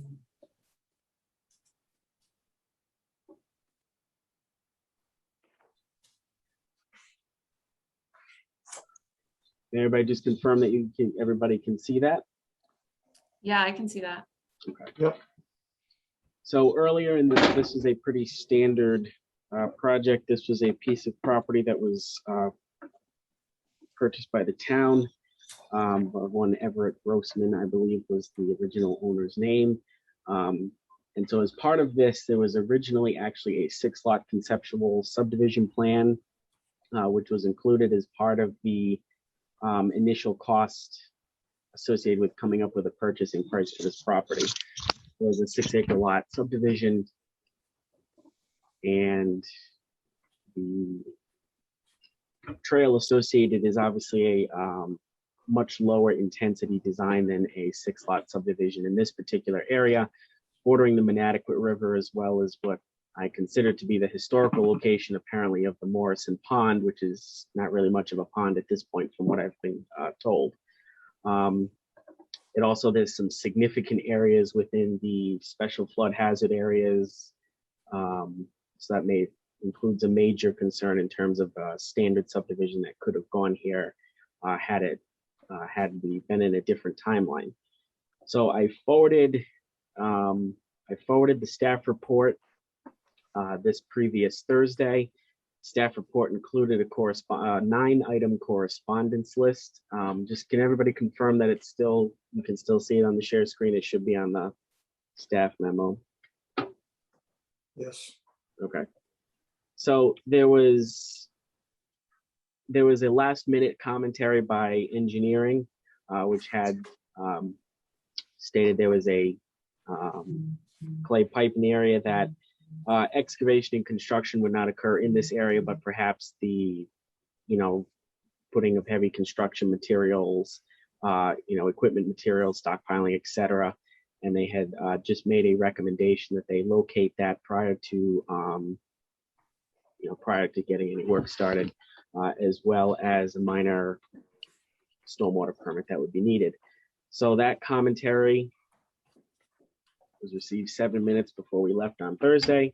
And so the only addition to my staff report I would recommend is that this additional commentary be incorporated within the staff memo, and that the town be subject to those rather minor conditions from DPW. Pretty standard staff report. I'll open it up if anybody has any questions for me. As of right now, I have received no commentary via email or in person or any sort of anything like that. Okay, great, thank you. So I think we have Ms. Phelan here from the Conservation Commission. I know she's been working really hard on this project for a while, so if you'd like to take a moment to kind of give us an overview of the project and how it's been going, that would be great. Sure. Thank you, Madam Chair and members of the board. For the record, I'm Kelly Phelan, the conservation planner for the town and the applicant for this project. The town acquired this land in 2018, community preservation funds for the purpose of open space and to provide access to the Manatequit River. We've been slowly working through the design process for a few years now. We had a public meeting in November 2018, and we've received a lot of support for the project, but things have progressed slowly. The pandemic certainly didn't help, but I'm happy that we're at this point tonight that we have a plan to present to you. We have our consultant team here tonight. We have Kishore Patel all the consultants are from SLR Consulting. Kishore Patel is the project engineer. John Hammer is landscape architect. And James Urak is the water resource engineer. Also on the call is Chris Trudell from the engineering department, in case there are questions about the parking plan for the trail. It's intended to be parallel parking located on Middle Street. So I'm going to turn it over to John Hammer to present the plans. Thank you. Hello and good evening, everybody.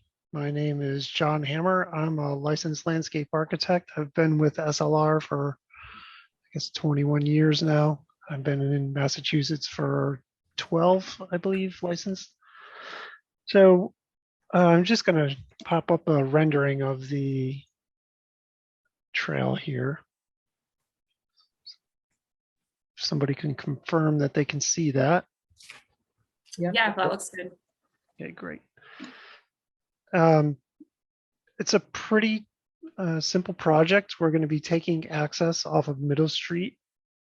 There's a property in here and then a property up here, and we're going in between here with an easement.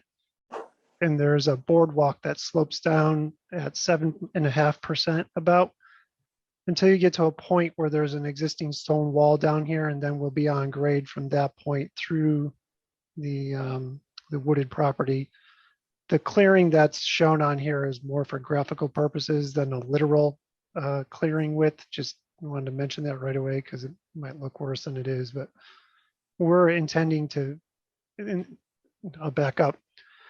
There's a lot of odd kinks and weird corners and zigzags, and it doesn't really make a lot of sense, especially if you might be into sidewalk design and engineering and things. But the reason that it's this way is because Kishore and myself and Kelly went out there and we took 300-foot tape measures and taped off all of the significant trees and boulders and weaved this trail through this sort of environment.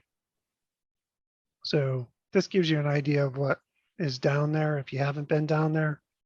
There's not a lot of, it's hard to understand just looking at this photo what this means, but you can see these orange flags. We use these orange flags to take measurements and whatnot. So we're trying to meander this trail through a lot of stuff that you just cannot see on a plan. So there will be some field adjustments that will take place when we put this in the field to ensure that it goes where we envision for it to go. There's intended to be a outlook here, an overlook from the plan. It's hard to see this, but there's a clearing sort of underneath here where you can see the water course, which is pretty nice. And essentially, this consists of bring a boardwalk down the side of the road embankment and bringing it down into this point here and then putting a trail through here. I'm going to switch over to the plans so you can see a technical review of what we're doing. This is the survey, and if you haven't seen it, we have the sewer line. I'm going to attempt to draw on here to explain this. So this is the clay sewer that was being discussed. So we're aware of that location and we've worked around it. It continues down here and up this way, but we had all these trees surveyed, significant trees, the wetlands surveyed. We even had the boulder fields. There's a hatch, sort of a cross hatch on here to sort of delineate generally where that was. That helped us when we actually went into the field to better locate. We ended up moving this trail around a couple of times when we went in the field. So a lot of effort has been put into getting the trail where it belongs and not just blasted through the woods. So we have a very technical layout of the drawing here. It's got an alignment on it, which if you're familiar with roads, gives stationing, and that corresponds with the profile. You can see the river up here. There's various lines on here for all the different wetlands and floodways and floodplains. This gives you an idea, just so you understand, this vertical is exaggerated by 10. So it's not a true cross section where it's 1-to-1. So this is exaggerated. But the reason that we do this is so that you can see how we're going to come off. This is the curb off the street right here, Middle Street. And you can see if this was drawn in a straight line, how we're going to work our way down to the end of the boardwalk here. And you can see because of this dip, this is the existing ground, this dashed line.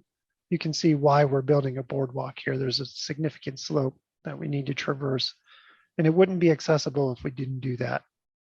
So that aligns with this zigzag, all these landings and technical complexities of getting down into the site. Then it works its way down, as you could see in the rendering. But in the technical drawing, you can see that we're much closer than the rendering shows because the tree canopy is shading the water course. So it's hard to get a concept of what we're doing there. The CL is the actual clearing limit lines. I'll get to a typical section here quick so you can see what we're going to do. So The trail is only 6 feet wide. It's not a 15-foot or a 10-foot multi-use trail. It's intended to be a trail to get you through and negotiate through the woods. We're going to provide, we call it a grass shoulder, but essentially there'll be 3 additional feet of clearing on either side of this 6 feet. So it's a total of 12 feet of impact. And then we want to keep 10 feet vertical clear above. This is pretty illustrative way of understanding what we're going to do. We're obviously not blasting out all the trees to do that. We have some details for how we're going to relocate boulders that are in the field. They won't just be dropped sitting on top of the land. They'll be cut into the ground. This is our typical section of the trail and what we intend to do. Stone dust trail with 3 inches of stone dust. Just a simple safety sign for when it's flooding. We have some boardwalk details. If you have questions about the boardwalk, we can come back to that with Keyshore. Then I believe we did provide cross sections to demonstrate literally what was going to happen at each 25-foot station along here. This was helpful for us to do the earthwork computations. It also was helpful for us to locate where the trail was in comparison to the sewer pipe. So you can see the floodplain elevations on here and how we're cut the different various cuts and fills. But these really help contractors and people understand what we're going to be doing. So this is where the trail is proposed in the floodway. We labeled that, and you can see it's in a cut condition. So the trail's in a cut condition. We're not generating any fill. There won't be any impacts, which the staff had commented on. These are the sections for the trail. You've seen the profile for the trail, some of our simple details without getting too technical. There will obviously be erosion control, tree protection, a construction entrance pad. We anticipate that the construction entrance will come off of this driveway, which they've worked an agreement out with the adjacent landowner. So during construction, they'll be using this. There's sort of an existing path there now in a driveway. So this would be the least impact to the site instead of trying to clear the entire side slope to get down here. There will be sediment erosion controls, which I mentioned on the details, but our plan identifies where all those would be specific notes about stockpiling, keeping equipment out of the floodplain, all standard items. And this just gives you an idea of the other part of the profile. Again, you can see that most of this is in the cut condition. All these technical drawings were provided to staff for comment anyway, but I just wanted to go through them quickly, give an overview of the project, mention that we have taken into account the sewer, and I'll go back to the rendering. And unless Keyshore or Jim or Kelly have anything to add that I might have breezed over, that's pretty much, a trail through the woods. That's what we're trying to do here. So thank you for your time and looking forward to having this built, hopefully. Thank you. Thank you very much, Mr. Hammer and Ms. Phelan.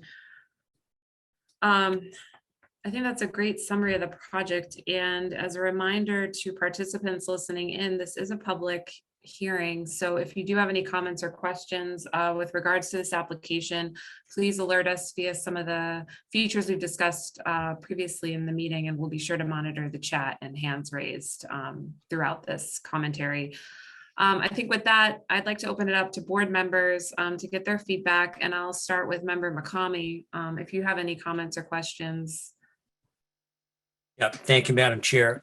My first question is this going to be handicap accessible? Yes, completely. All of the slopes are less than 7.5% when they're in a ramp condition, with the appropriate handrails, and the on-grade trail is less than 5%. Okay, perfect. Thank you. And I would point out, since this came up at community preservation, that at the entrance, there's going to be 5 parking spots, 3 parking spots. How many parking spots? The latest plan shows 9 parking spots. Oh, 9, okay. Yeah, although Chris Fidel may be able to give an update on that. We had a little bit of a back and forth several months ago as to whether that was the appropriate number. I don't know if Chris is here and can speak to that. I am here. Yeah, the plan still has 9 spots, so we might just make sure that that's okay with the. There was some question about the spots on the other side of that driveway, just making sure that the resident there was okay with that. But there's no issues as far as the constructability of it moving forward like that. Okay, thank you. And again, as the planning board representative on the community preservation, this project has come up and it's taken 3 years, I believe we heard it say. So I just wanted to thank Kelly Phelan. She advocates for all these projects. I know it's her job, but she really advocates for all of them. And there are, several different of these projects, whether it's this forest walk or access to Manadequat River and others. So I just want to recognize her and thank her for her work. And again, this has taken several years to get going. So thank you, Madam Chair. Thank you very much. And if I could just at this time, because you did bring up the point of parking, and I don't think we really talked specifically about what that was going to look like. I know in the handout there was a page about possibly reconfiguring some striping maybe, or adjusting a curb line on Middle Street, but I don't know if it would be Mr. Trudell or Ms. Phelan or Mr. Hammer who could speak to kind of what is the intent for parking, what is the intended modification. Madam Chair, I could speak to that. So right now, the existing layout on Middle Street in this area, there's a grass strip on the side that the trail entrance would be on. So the proposed design was to eliminate that grass strip, widen the road by about 3 feet, which is the width of the grass strip, and then everything would shift accordingly. So the center line would shift and the edge lines would stay about where they are. But overall, we'd end up with about the same travel lanes as we have now, which are about 12 feet. Okay. I'll share my screen if we want to. Oh, yeah, that'd be great. Thank you. Once I find it on my.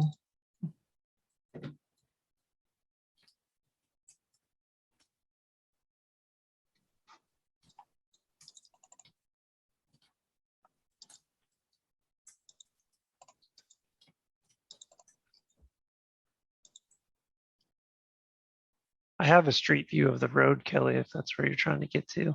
Yeah, I'm almost there. All right. Can you see my screen? Yeah.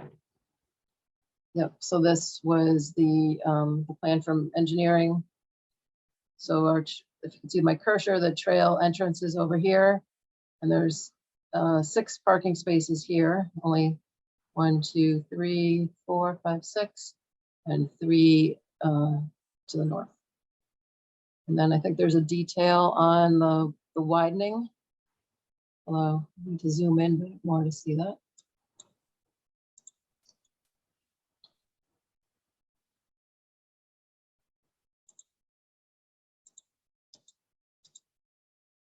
So this was what Chris was referring to with the width of the travel lane and shifting the median. I'll let Chris explain this. Yeah.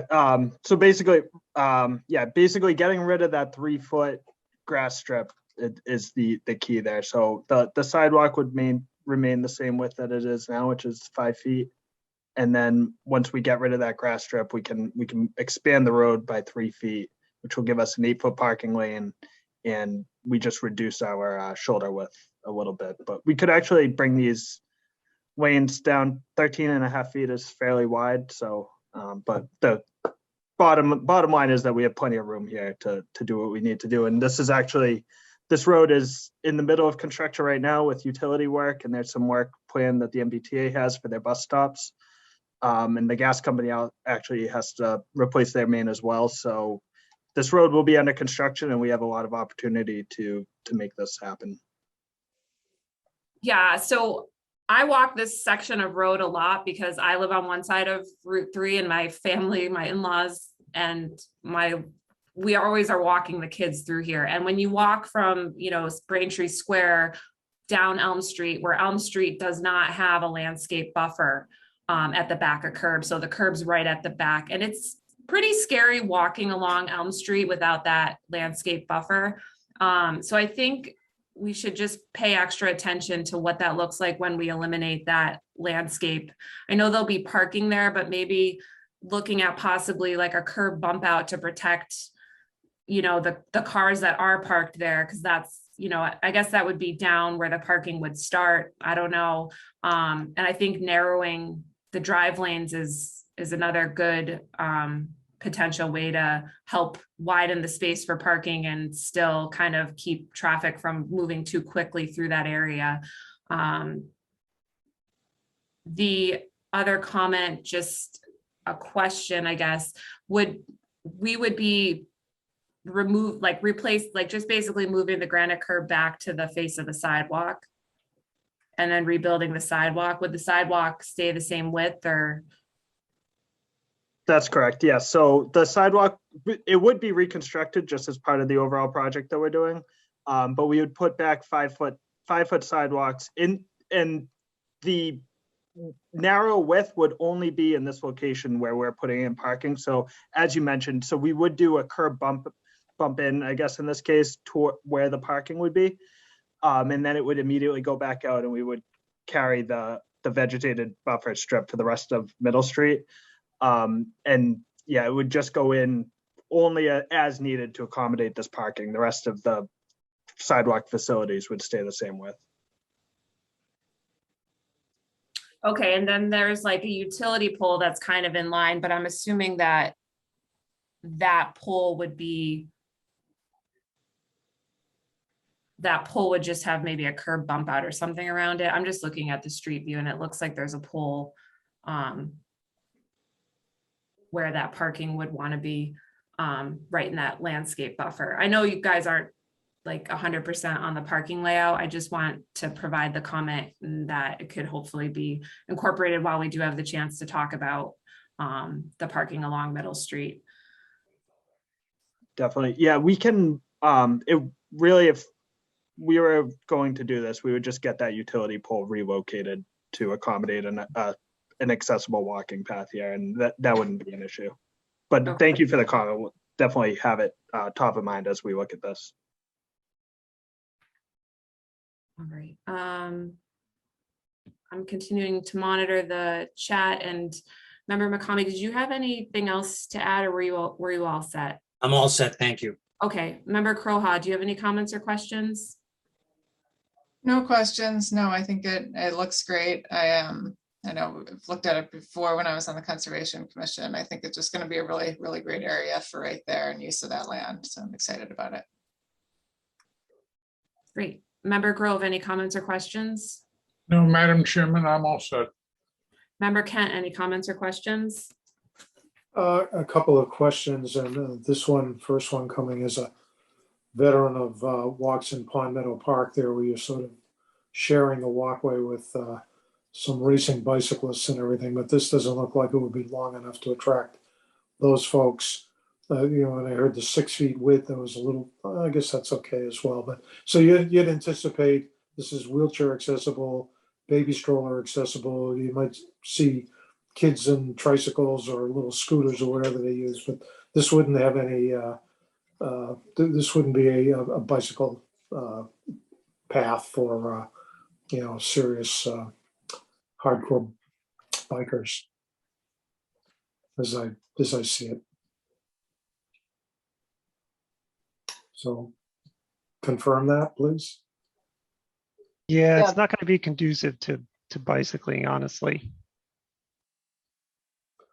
Yeah, no, this is just a stone dust walking path. I mean, you might get somebody that does have, one of those, fat tire bicycles or something, but this is designed primarily as a walking, ADA compliant walking trail. It wasn't designed with bicyclists in mind, but that doesn't necessarily mean that, someone who's kind of a quasi amateur off-roader might go down here, but it's primarily a walking path. Okay. Yeah, I envision families with, you know, the little kids on their little scooters and that kind of thing, but nothing that would create, you know, one user going 25 miles an hour and the other one, everybody else is walking. So it looks like a nice little project. Thank you, Member Kent. I just had a couple questions. One on the stone dust trail surface. Is that an approved ADA accessible material as far as the trail construction goes? Yes, it is. Okay. And then do you anticipate, I know the areas in the floodplain and occasionally the Mattaquit River does tend to flood into the area, but how does that trail hold up to flooding, or is there any considerations for ongoing maintenance for the stone dust trail and its location in the floodplain? We'll strategically use a modifier for the stone dust. It's basically a glue that keeps the stone dust from eroding. I'm not sure that we'll do it every year, everywhere. It's not a major cost add to the stone dust to do it, but we'll definitely be using it down in the area subject to inundation. Okay. And I noticed on the construction staging plan that the proposed access for construction was going to be through the abutting property. Is that going to be via a temporary easement or a permanent easement? Has that been worked out yet? Yeah, I am in discussions with the abutter, and he signed a letter that was included in the application, basically saying he's willing to agree to this, but we'll work out the specifics once we have a contractor, and we can have a meeting with the contractor, talk about hours and any other concerns that he has. And I am hoping to also get a permanent easement, just in the event that we do need to do maintenance on the trail. It would be easier to get in that way. Yeah, that was going to be my follow-up question. So I think that helps answer that. So thank you. Those were really the only couple of questions I had regarding the trail. I mean, I think the parking, you know, we're still kind of working on the logistics of that. And, you know, that's going to be something in collaboration with the town on Middle Street. So I look forward to that construction and thoughtful consideration for the parking on that street and the safety of the pedestrians. The only other comment I had with regards to that was the sidewalk construction material. Right now, that's a concrete sidewalk. I'm just hoping that if that does get reconstructed, that will be replaced with concrete.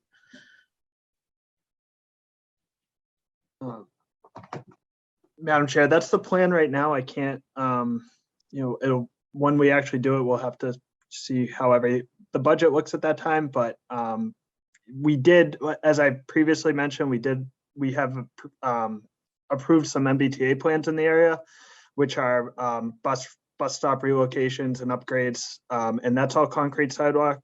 And we did not push back on that. So it was our intention at the time to make everything else on this street concrete as we do this project. Okay, I've just noticed throughout the town that a lot of concrete sidewalks are being replaced with bituminous concrete, which does not have quite the same lifespan and maintenance. And I think to replace a concrete sidewalk with a bituminous concrete sidewalk is, giving us less of a product. So I think I just want to go on record as stating that that concrete sidewalk should be replaced with concrete. I don't have any comments from the public that I'm seeing. I don't know if staff has anything they've gotten any questions on their end. Mr. Kirkland, have you gotten any comments or questions? I have not, no. Okay. We've had no email other than the standard, municipal commentary that you get, but so there are a couple things. I do know that it's more of a question for Chris, just the confirmation that the, parking spaces will be the typical dimensions, the 8.5 by 23, just to accommodate, the sizes that they need to be. We're not going to be, doing any like micro spaces or anything like that. So if you could just confirm with us for that, if that's the case on here. Yes, confirmed. They would be standard size spaces. And then also, I do know with as I had mentioned, when I had sent out the correspondence list from earlier, That does include the last minute comments that we had gotten from DPW engineering. So in the original staff memo, there was a 9-item correspondence list, but the one I sent you, everybody this afternoon, includes those comments at the end of the day on October 7th. So the 10 item list is the most current and includes the comments from DPW. And also I'd like to add as well that earlier I had share screened the application packet, and I'll do it here just so that everybody can see it if they hadn't previously. So as part of this is attachment 4 on the application packet, whole, did include the agreement from the neighbor. Looks like I'm gonna zoom in on it so I can see it, Mr. Aiken. So as part of the memo, I will add an additional, probably a second condition in addition to compliance with DPW's commentary. I would suggest adding a second condition that references this specific agreement with Mr. Aiken, and getting those things sorted out prior to any activity. And we want to get the cross your T's and dot your lowercase i's and j's before you start doing work, and there's any issues with, well, you're supposed to do it here versus there. So we'll just iron out those details prior to start. But that's pretty much it as part of the staff memo. I did just want to point out that much of the findings and as part of the consistency with everything, I know that I am relatively new here, but I do know that as part of, like, say, your open space and rec plan and whatnot, they've always been the discussion about, increasing awareness, both physical and, mental, of the Manadequat River and kind of the role that it had played in the town throughout the years, and these bits and pieces of, this is that type of project that really kind of daylights it, so to speak, maybe not physically, but in the minds of, of the residents, and that it gives, kind of these targeted improvements that bring it there. But I did want to just point that out as well. Other than, I would say that staff's final commentary is that just the, as the staff report is listed with those 2 additional conditions of A, incorporating comments from DPW from the October 7th email, as well as incorporating a condition referencing the necessary agreement work with the neighbor, Mr. Peter Aiken. Thank you. Great, thank you very much, Mr. Kirkland. All right, I'm not seeing any comments from the public, so I think at this time, Chair will entertain a motion to close the public portion of this meeting. So move. We have a motion by Member Kent. Do we have a second? Second. Second by Member Grove. Roll call vote. Member McCamey. Yes. Member Crowe. Yes. Member Grove. Yes. Member Kent. Yes. And chair votes yes as well. Hyatt, we can take a motion to enter into record correspondence as noted by staff with the most recent date of 10/7/21. So moved. Do we have a second? Second. Second by Member Kent. Roll call vote. Member McCamey. Yes. Member Crowe. Yes. Member Grove. Yes. Member Kent. Yes. And chair votes yes as well. And chair can now entertain a motion on this application.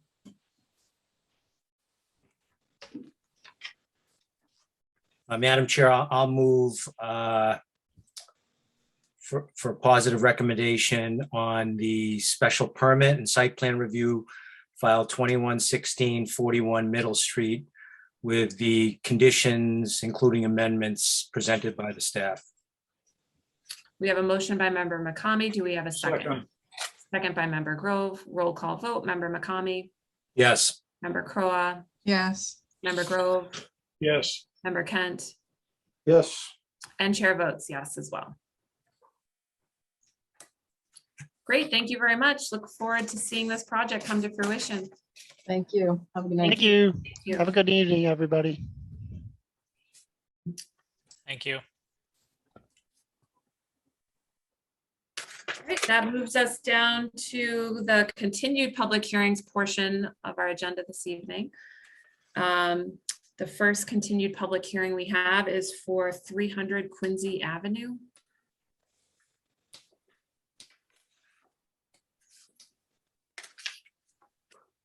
Oops, what did I do? Oh, sorry. Madam Chair, so we continue to try to work with Mr. Mai. He has requested a continuance. He did submit revised plans. There was questions about the egress proposed. Connor and I were looking at that both from the planning perspective as well as if there was a need to get zoning board relief for that. We did speak with Russ Forsberg, the building inspector, and there are some exceptions to secondary required egress under the building code that would trump the zoning bylaw. And then some other issues had come up about clear paths and whatnot. I was very clear with Mr. Mai that he needs to provide me written recommendation on support of approval of his egress for this, because without that from the building inspector, we cannot make the findings required for the special permit use. So he has requested a continuance this evening, and I'm going to inform him. He'll be, if this board grants the continuance, but if he is unable to resolve this, we've been going on quite a long time here. Connor and I have been advising him since the end of November of 2020 on what needs to be done and the level of expectations of plans and drawings. And for some reason, it's just not achievable. So he did email us and said he would like to continue for tonight. So the staff would suggest that he's continued for the last time, respectfully, to November 9th at 6:15 p.m., Madam Chair. All right, so Chair will entertain a motion to continue this application. So move. Motion by member Kent. Do we have a second? Second. Second by member Crowe. Roll call vote. Member McCamey. Yes. Member Crowe. Yes. Member Grove. Yes. Member Kent. Yes. And chair votes yes.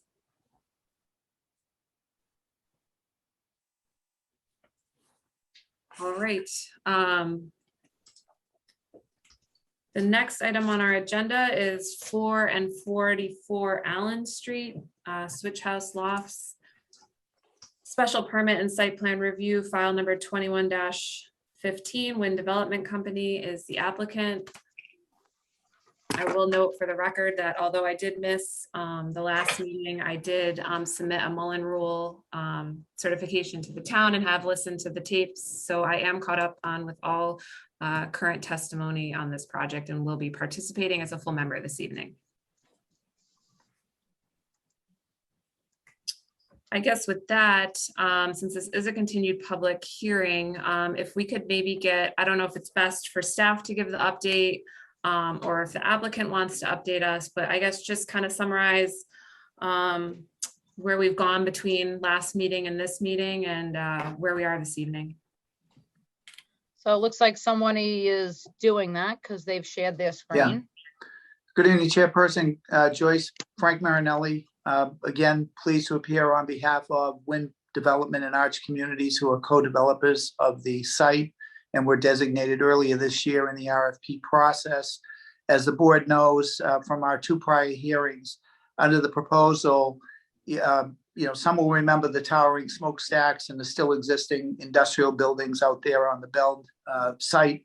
And we will be transforming that into a 56 beautifully designed and landscaped residences known as Switch House Lofts, which again is a tremendous opportunity for the town. Wind is investing $1.5 million in the acquisition and over $25 million in construction. And we'll have the publicly accessible river walk that will be constructed as part of the project. And we've shown you that previously. There'll be Jennifer Ng, our landscape architect, is here again with the whole development team. There'll be substantial open space, hundreds of new plantings, and economically, as we pointed out previously, for the first time, this property, which is almost 2 acres, will be on the tax rolls and produce not only jobs, construction jobs, but significant real estate tax revenue and substantial economic benefits for the landing area, which is a purpose of the landing district, which is where this property is located at the northerly end of the landing zoning district. So once again, we have our development team here. Adam Stein, who is the Senior Vice President of WIN, Tim Musticato, who's the Director of Acquisitions.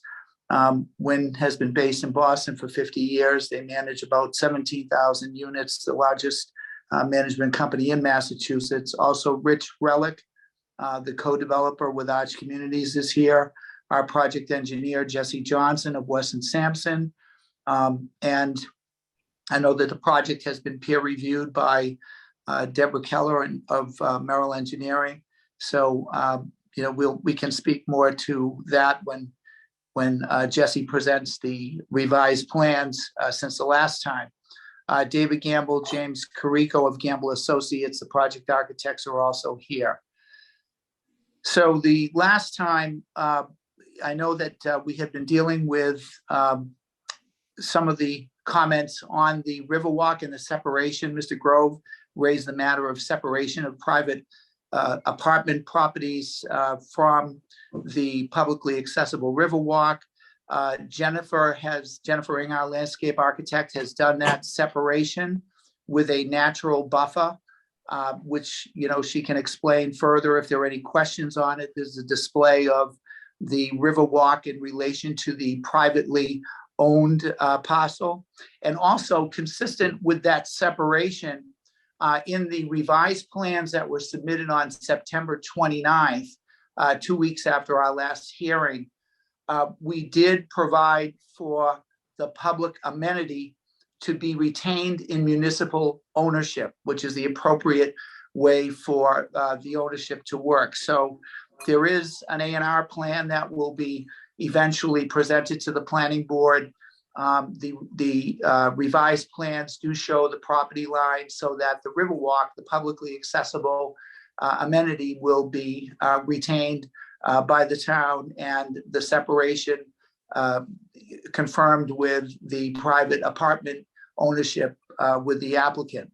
So that was one of the things that we have done. Secondly, Jesse Johnson will tell you that he expects to file with MIPA shortly. And as part of that investigation, we reconfigured the parking on the revised plans. We pulled the parking out of the Chapter 191 jurisdiction. So that was something as pre-filing with MIPA that we knew that we would had to do. As the board knows, I mean, this is a complicated site.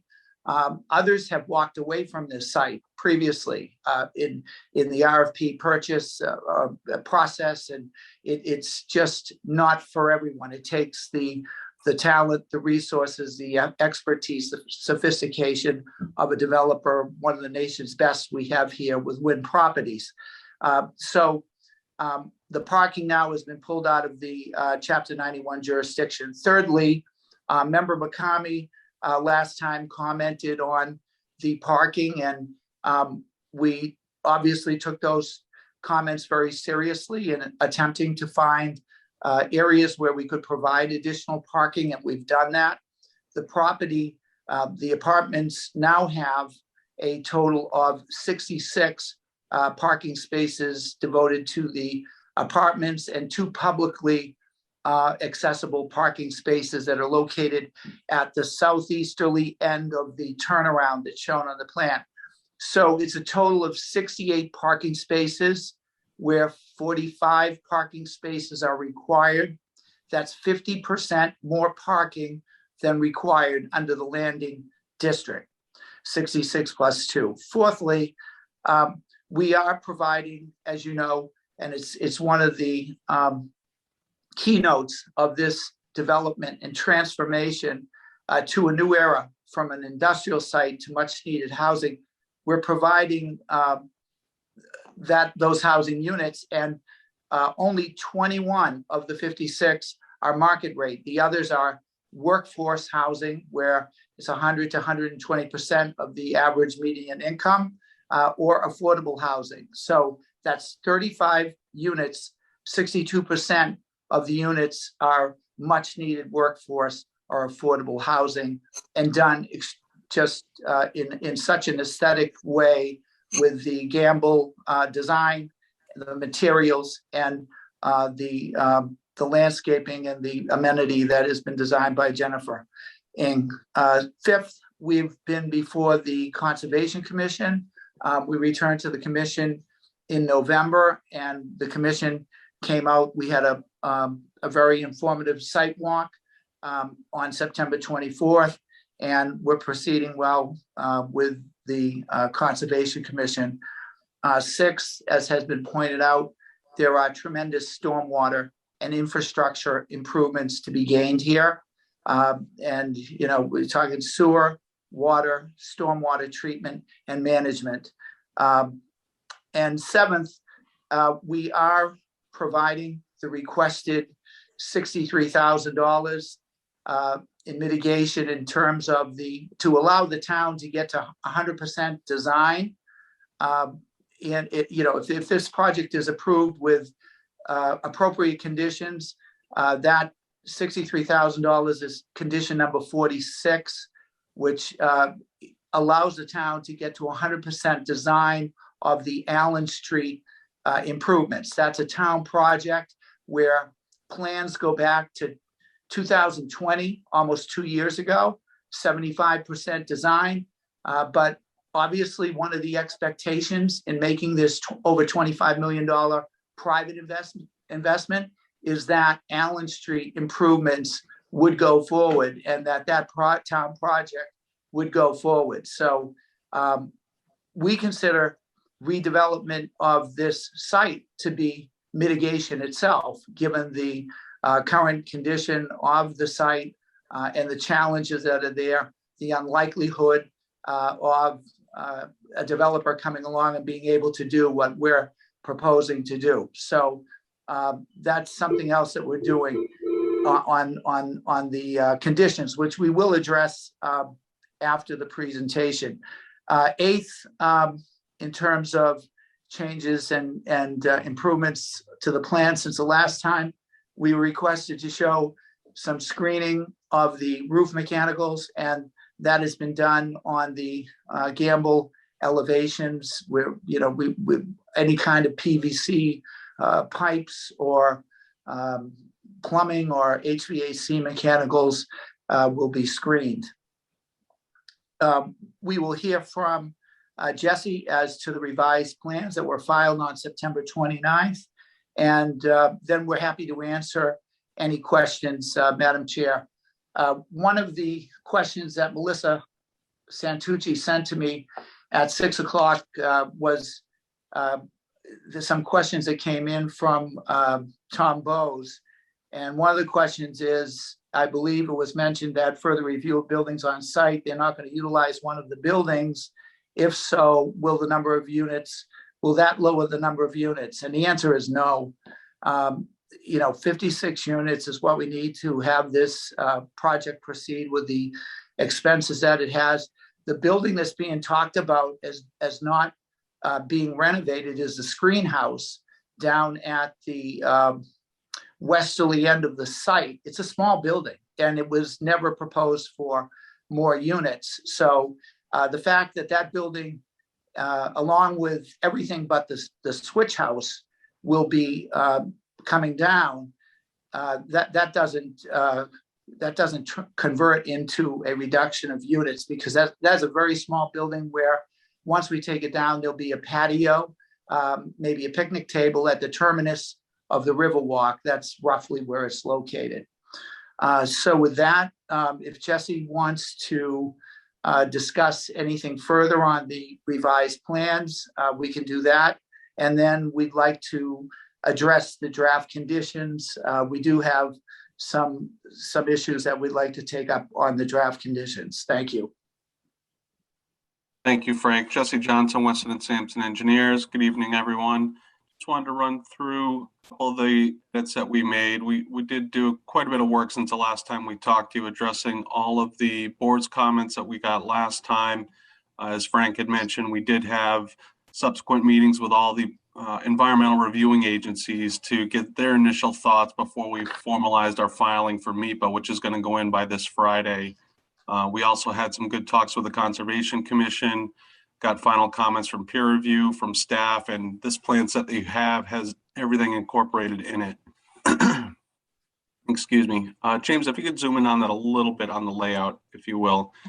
So the biggest thing I think you'll notice is the prior layout had parking flipped, if you will, from the access drive and closer to the water. Now we brought all the parking up against the building. There was also a request to add additional parking if we could, and also add a formal loading area, which we thought was a good idea. Obviously, with residential units, you're going to have occasionally moving trucks or deliveries, and there really isn't an opportunity on Allen Street to do that. So we incorporated a couple areas we have the loading area that's on the right-hand side that can be accessed by either pulling in and backing up to it, or you would go around the turnaround and pull up to it. And that's a good location for it because it's kind of centralized and it'll give you good ramp access into the garage and get into an elevator, or into the switch house and get into the elevator there as well. We were also asked by Chapter 91 to provide at least 2 parking spaces for public use within their jurisdiction. So we added that with our revised change to a sidewalk access for those parking spaces to get to the Riverwalk layout. Even though we did add 6 new private parking spaces and the 2 public spaces plus a loading area, we were still able to reduce the overall impervious coverage by over 3,000 square feet. We were also able to address some other comments and requests with getting some green space along the Riverwalk, and I'll let Jen highlight those a little bit, but that allowed us to reduce some impervious coverage by about another 2,300 square feet in that area. So even though we had some redesign and added some additional parking, we still had a net reduction in pavement, which obviously improved our stormwater controls. There was also a request to add in some BMP measures, low impact development if we could. So we added in a rain garden that's going to serve 2 purposes. It's going to serve as a landscaping feature, also serve as a stormwater feature, and it will also separate. It'll serve to separate as a natural buffer between the private use and the public access area. And we didn't take credit for that in the stormwater calc. So we essentially designed it per the BMP guidelines as a first flush for about 1/3 of the pavement that's exposed to traffic. But we didn't update the calcs to take credit for it. We still provided the TSS to 80% or greater by adding in an additional CDS unit or hydrodynamic separator into the treatment train. So we not only gave that impact with the new CDS unit, but also with the rain garden. So it was a little bit of a belt and suspender approach to improve the stormwater, which we heard more comments from the environmental agencies to do that. So we figured we would do that now. So we thought that was a big improvement. It was also mentioned that we should try to designate our snow storage with the Conservation Commission a little bit more realistically about what would happen there on the site. So we highlighted that a little bit differently on this plan. And we're going to advise that on the plan set that'll come in after any conditions are addressed. And we're showing what we'll have for a realistic strip that accounts for landscaping that's being proposed and also where the green spaces are. And I think that's probably the biggest things I'd want to point out for improvement since the last time you saw it.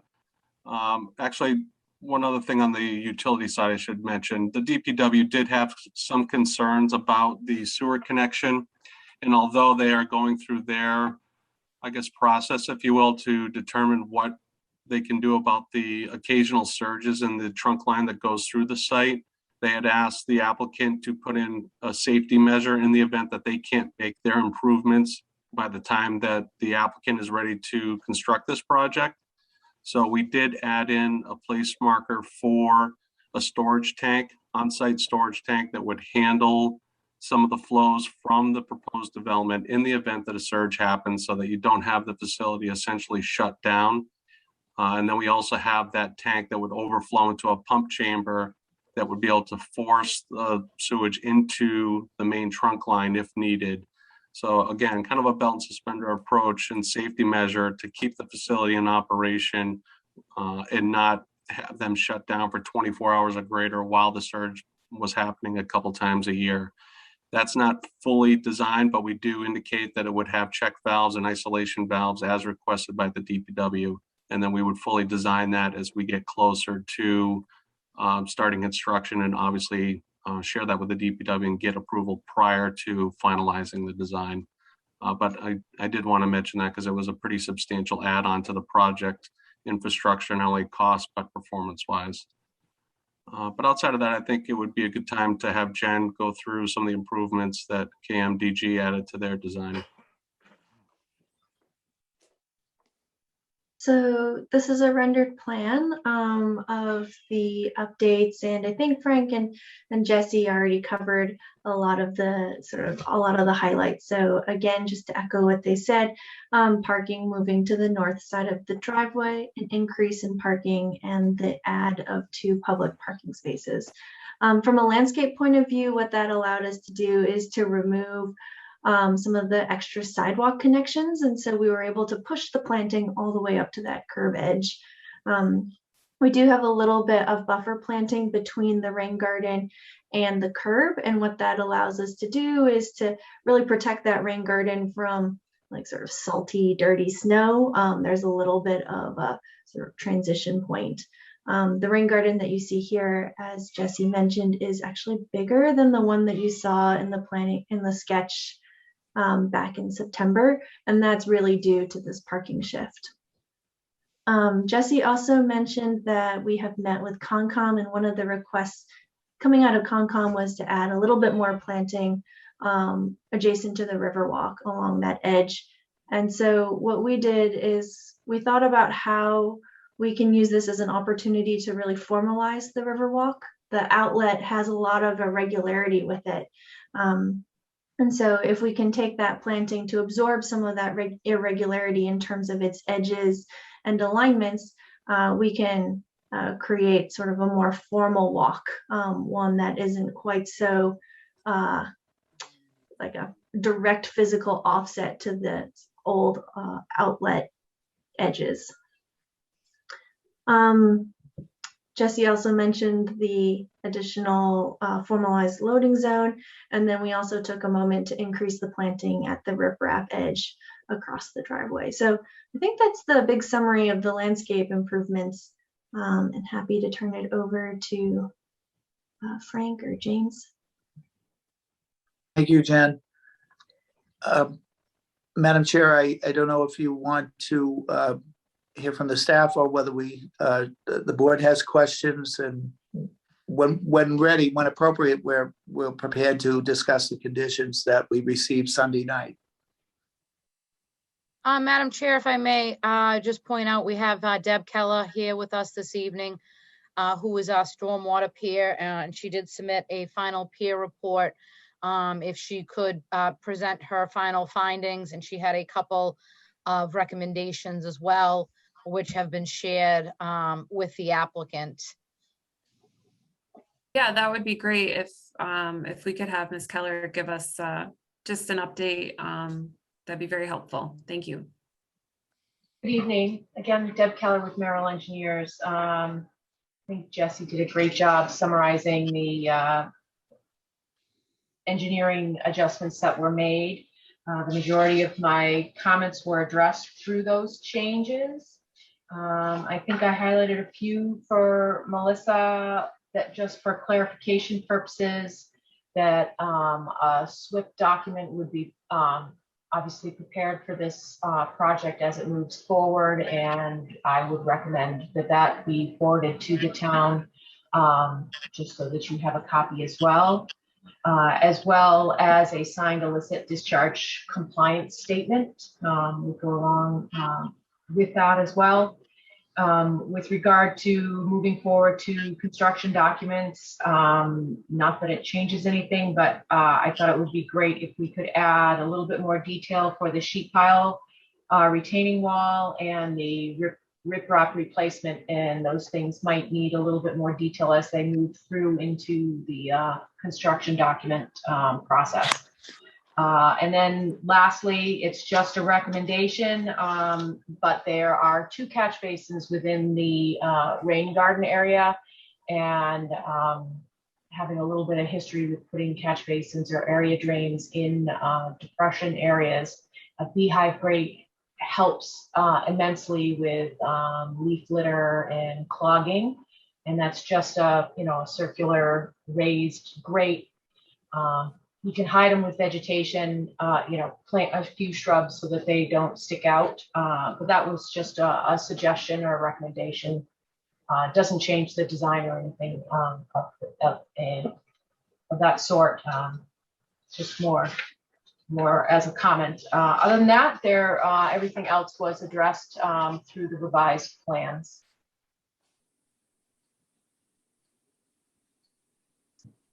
Okay.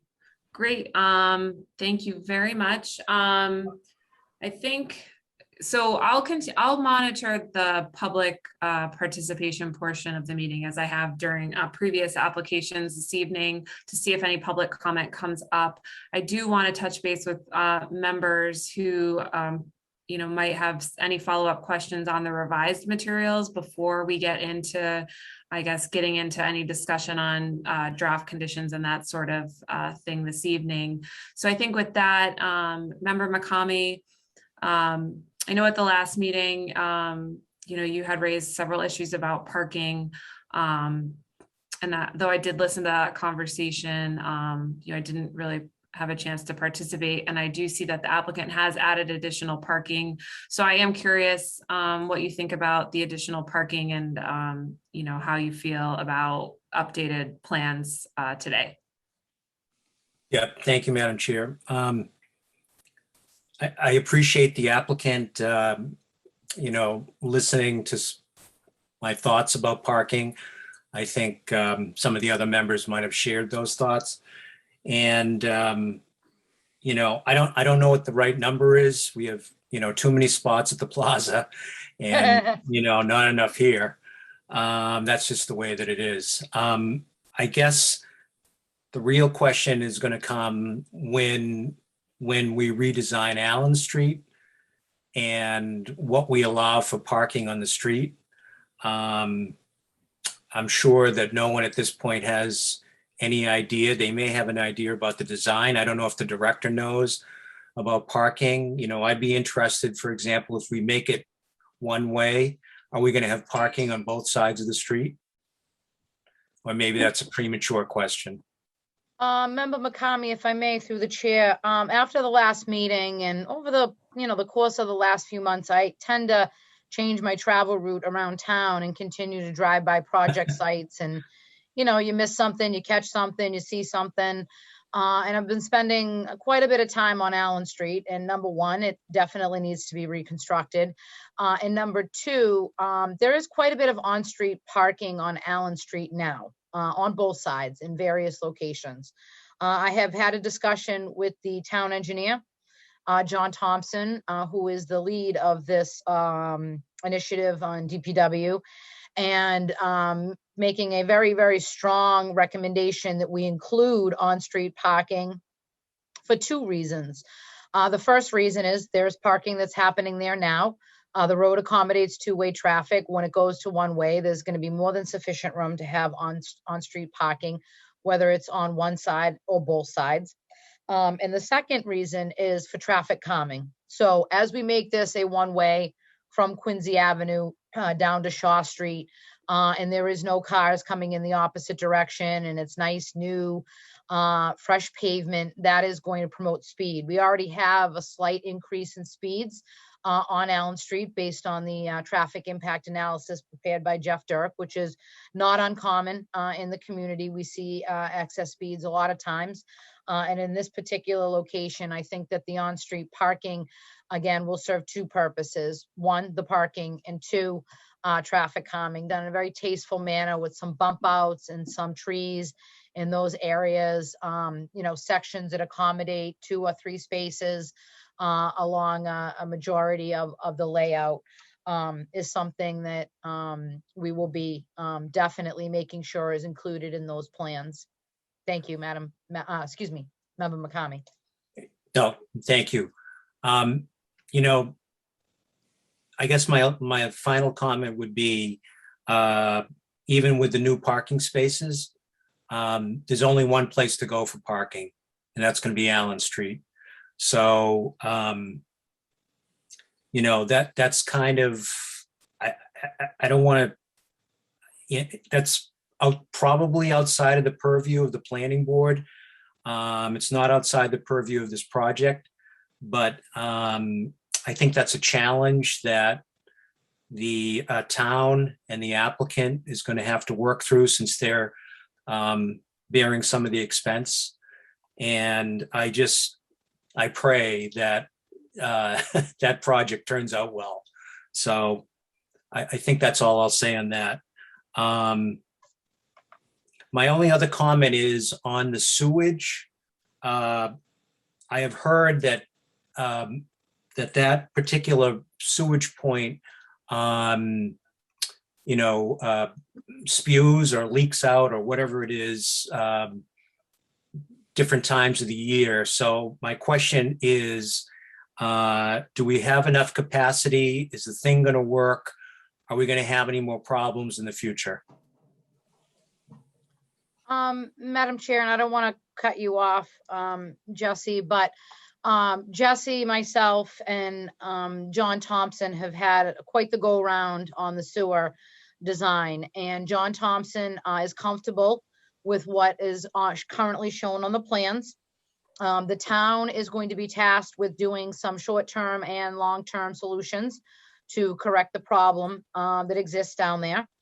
And in light of that, the DPW has just asked that the final design of this system, we could be farther along than we think we are. We could be further behind, that we make sure at the time in which they're seeking the connection permit that what is being proposed doesn't need to be modified based on work that the town has completed or some other improvements that the town is going to make. So we just want to make sure that that design is satisfactory today based on what's there.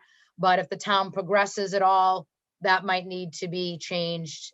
It would actually probably be less of a lift on their end, but nonetheless, what is shown, it meets the satisfaction of town engineer, DPW.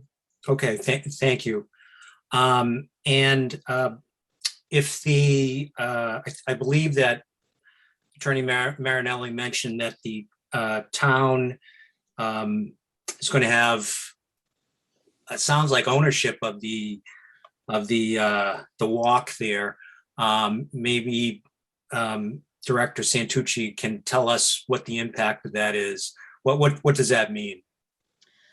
Well, Member McCamey, we currently own it now. Okay. Since the time of the applicant, we own everything now. The town does. There's no secret here. They're going to be purchasing this land. They were awarded the RFP that the town put out. And since the time of the application, Wynn has come forward and said it's a liability for us to own that public area. So with that being said, they have proposed these 2 separate lots. And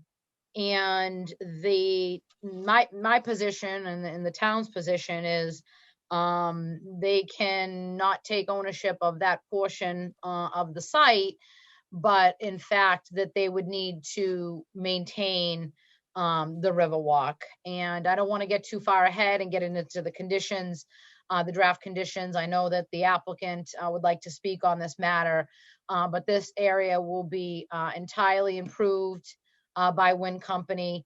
The seawall will be repaired. That's where all their drainage outlets are. And respectfully, I'm the very strong opinion that they need to take care of the maintenance of that area in perpetuity. I've spoken to them about the potential for community preservation funds to help assist in the cost of the construction of the Riverwalk.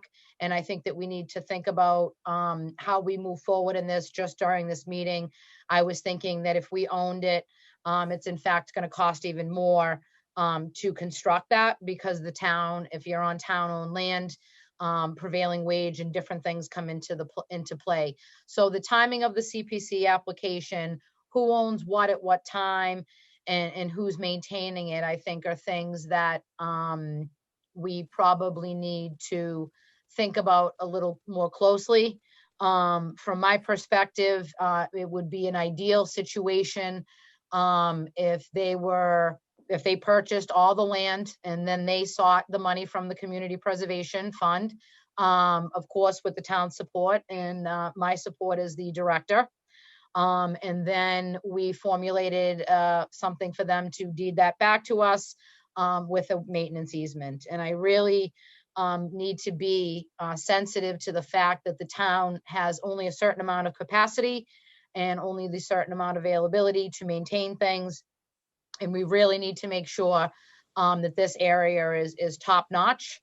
And frankly and respectfully, I think Wynn Properties can do a much better job in making sure that that area is in fact maintained appropriately.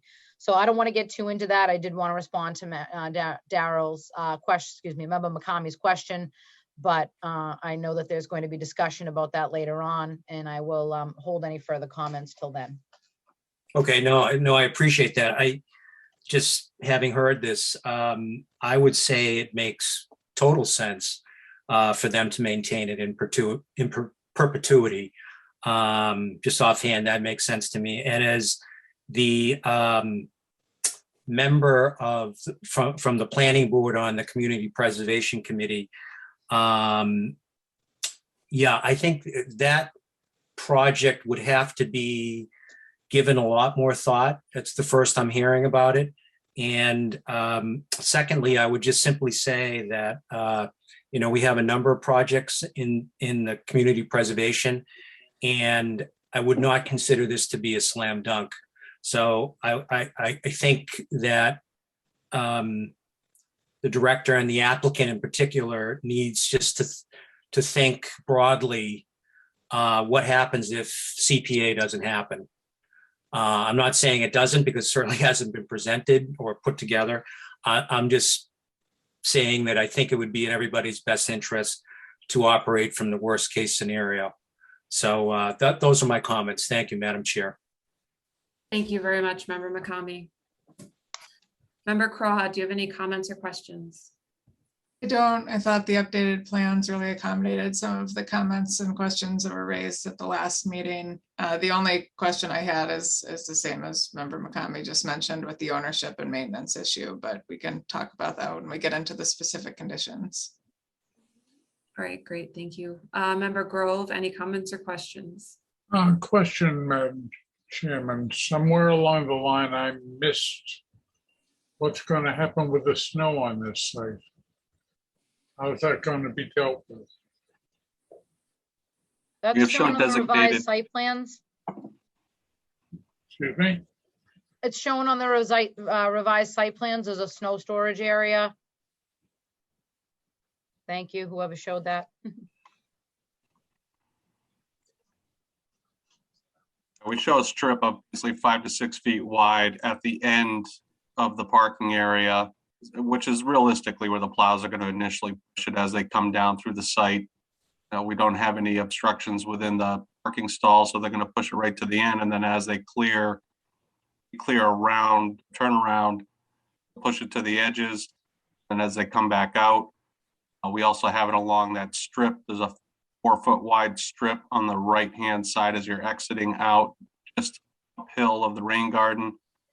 And then you also have the central island and the turnaround that realistically will probably have some snow pushed on it.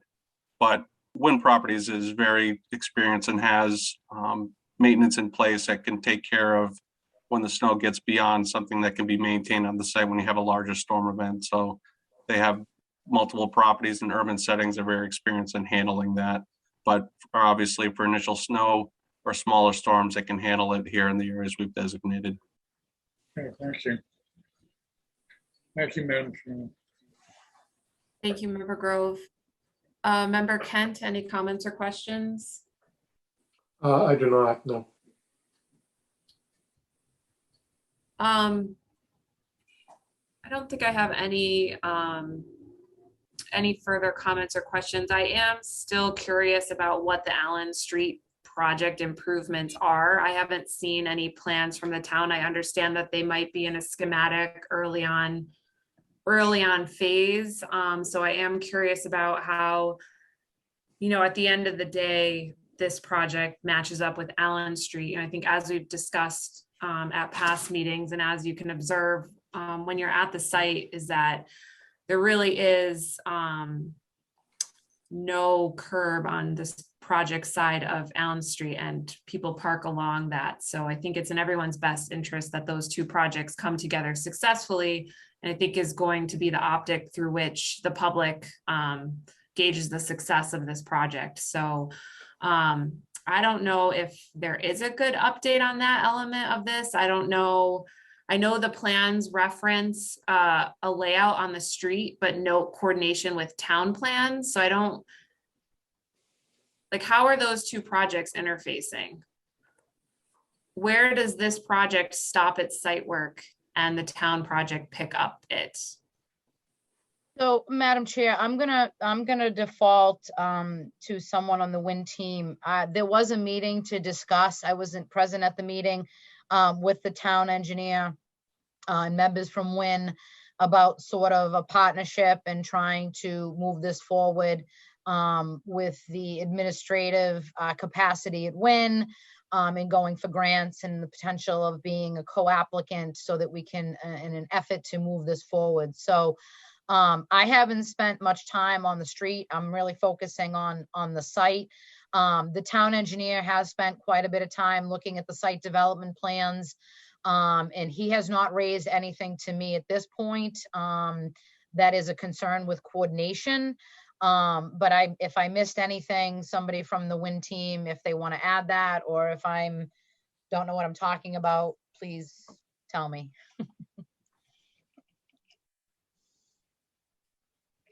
Yeah, so just happy to jump in quickly. The discussion has been ongoing, and it's been a point of emphasis since we have initially been talking about this project. I think both parties, both the town and us, WIN and Arch, both realize how important and impactful the Allen Street improvements are to the development that's being proposed. So in terms of where do we draw the line, ultimately it would be at the property line. But what we've been talking about, along with Melissa and team's help, has been coordinating the projects such that they happen concurrently, because they kind of can't happen without one another. So that has been ultimately the end goal, which would be to have developed plans and hopefully approved plans at the town level during the time which we are applying for our financing, which will be the majority of 2022 of next year. At which point, we're aiming to close, and all goes well, we close and start construction at the end of next year, beginning of 23, at which point, the town will be in a position, hopefully, to make the Allen Street improvements. So I hope that answers the question, but that's been the ongoing conversation that we've been having since day one. I mean, I guess it kind of does answer the question and kind of does not. I think from the extent that, a lot of times it's common for a project when it's coming in to have the scope of work include, I know, not outside of your property, but your public way exposure along the length of your project, to that be part of the project. It's a way for the town to capture that as part of the project work. So I would see like the coordination of you to make sure that you put the new curb and the sidewalk in the right place to line up with the town's doing, but that it would be ultimately the project's responsibility to install across their frontage that infrastructure. You're going to be doing new utility connections, and ultimately you want the sidewalk to work with your building face. And I think you want that all to go together for your project success. So that's where I'm just a little concerned, where, like, let's just say Allen Street reconstruction is lagging like 10 years behind your project coming online, and in front of your project, you just have a dilapidated street, dilapidated sidewalk, and people just parking their cars all along that. I'm just concerned that that's gonna be what we drive down Allen Street and see when this project comes online. I just really want to avoid that aspect of it. Sure, as do we. That has been a conversation since day one, and it's part of our, purchase and sale agreement with the town when we signed the agreement to pursue the property. That Allen Street improvements would be part of the overall development effort. So I think that does kind of answer my question, because it sounds like it is your intent to install that infrastructure across your frontage. But I don't know, is that the intent? Is the project going to do that, or is that still something that's not figured out? I think that's maybe this transitions well to the conditions discussion.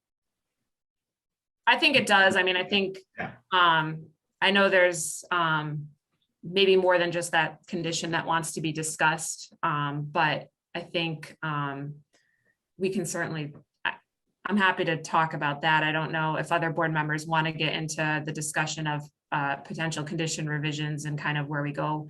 I think everyone was kind of satisfied up to this point, so I'm going to assume we're okay to move forward with that.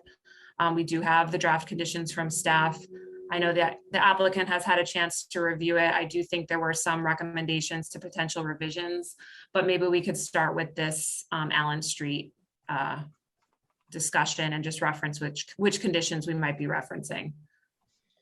Madam Chair, Yeah, Madam Chair, on Allen Street, condition number 46 was essentially that the applicant would contribute the $63,000 we were informed by the planning director is necessary for the plans to get to 100%. As I mentioned earlier, the plans are at 75%, I think, back to 2020. So not much has happened in the last 2 years. And I think, that was Tim Musticato from Wynn.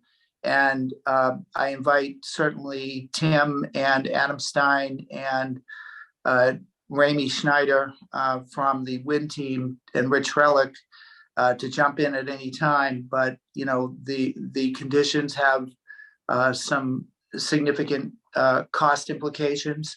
And I think the project, with the investment that's being made at a complicated site already, with the grade changes close to tidal basin, et cetera, all of the permitting that's been involved, we were certainly reliant, I think, on the town improvement project going forward and the Allen Street improvement being completed by the town.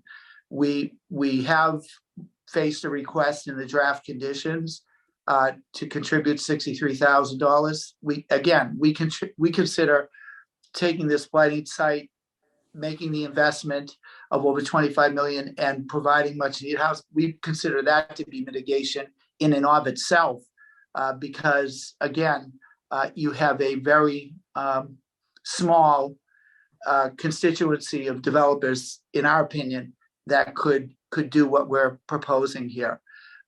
So the 63,000, the way it's worded, the only change we made was that the request was to give the $63,000 by December 31 of this year. We're fine with that, but that's way ahead of a potential closing. So we simply said that if prior to the applicant's closing on the site, a contract has not been signed by the town for 100% completion of design plans for the Allen Street improvements, then the $63,000 would be refunded to the applicant.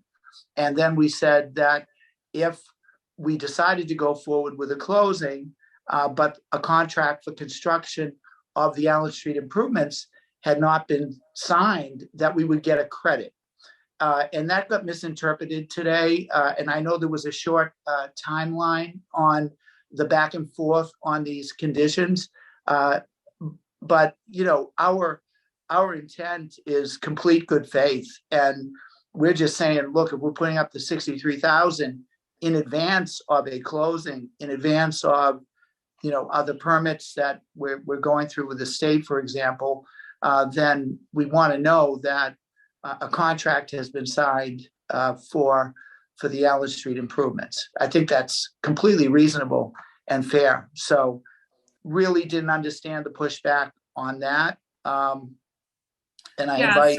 So maybe what we could do, just to not get too caught up in that, if I could give the director a chance just to I want to make sure that as we work through these potential language changes in the conditions, I just want to kind of get from her the best method to collectively review this document and suggested changes. So if the director wants to kind of just set us on the right path for this discussion, and then we can circle back to this particular condition.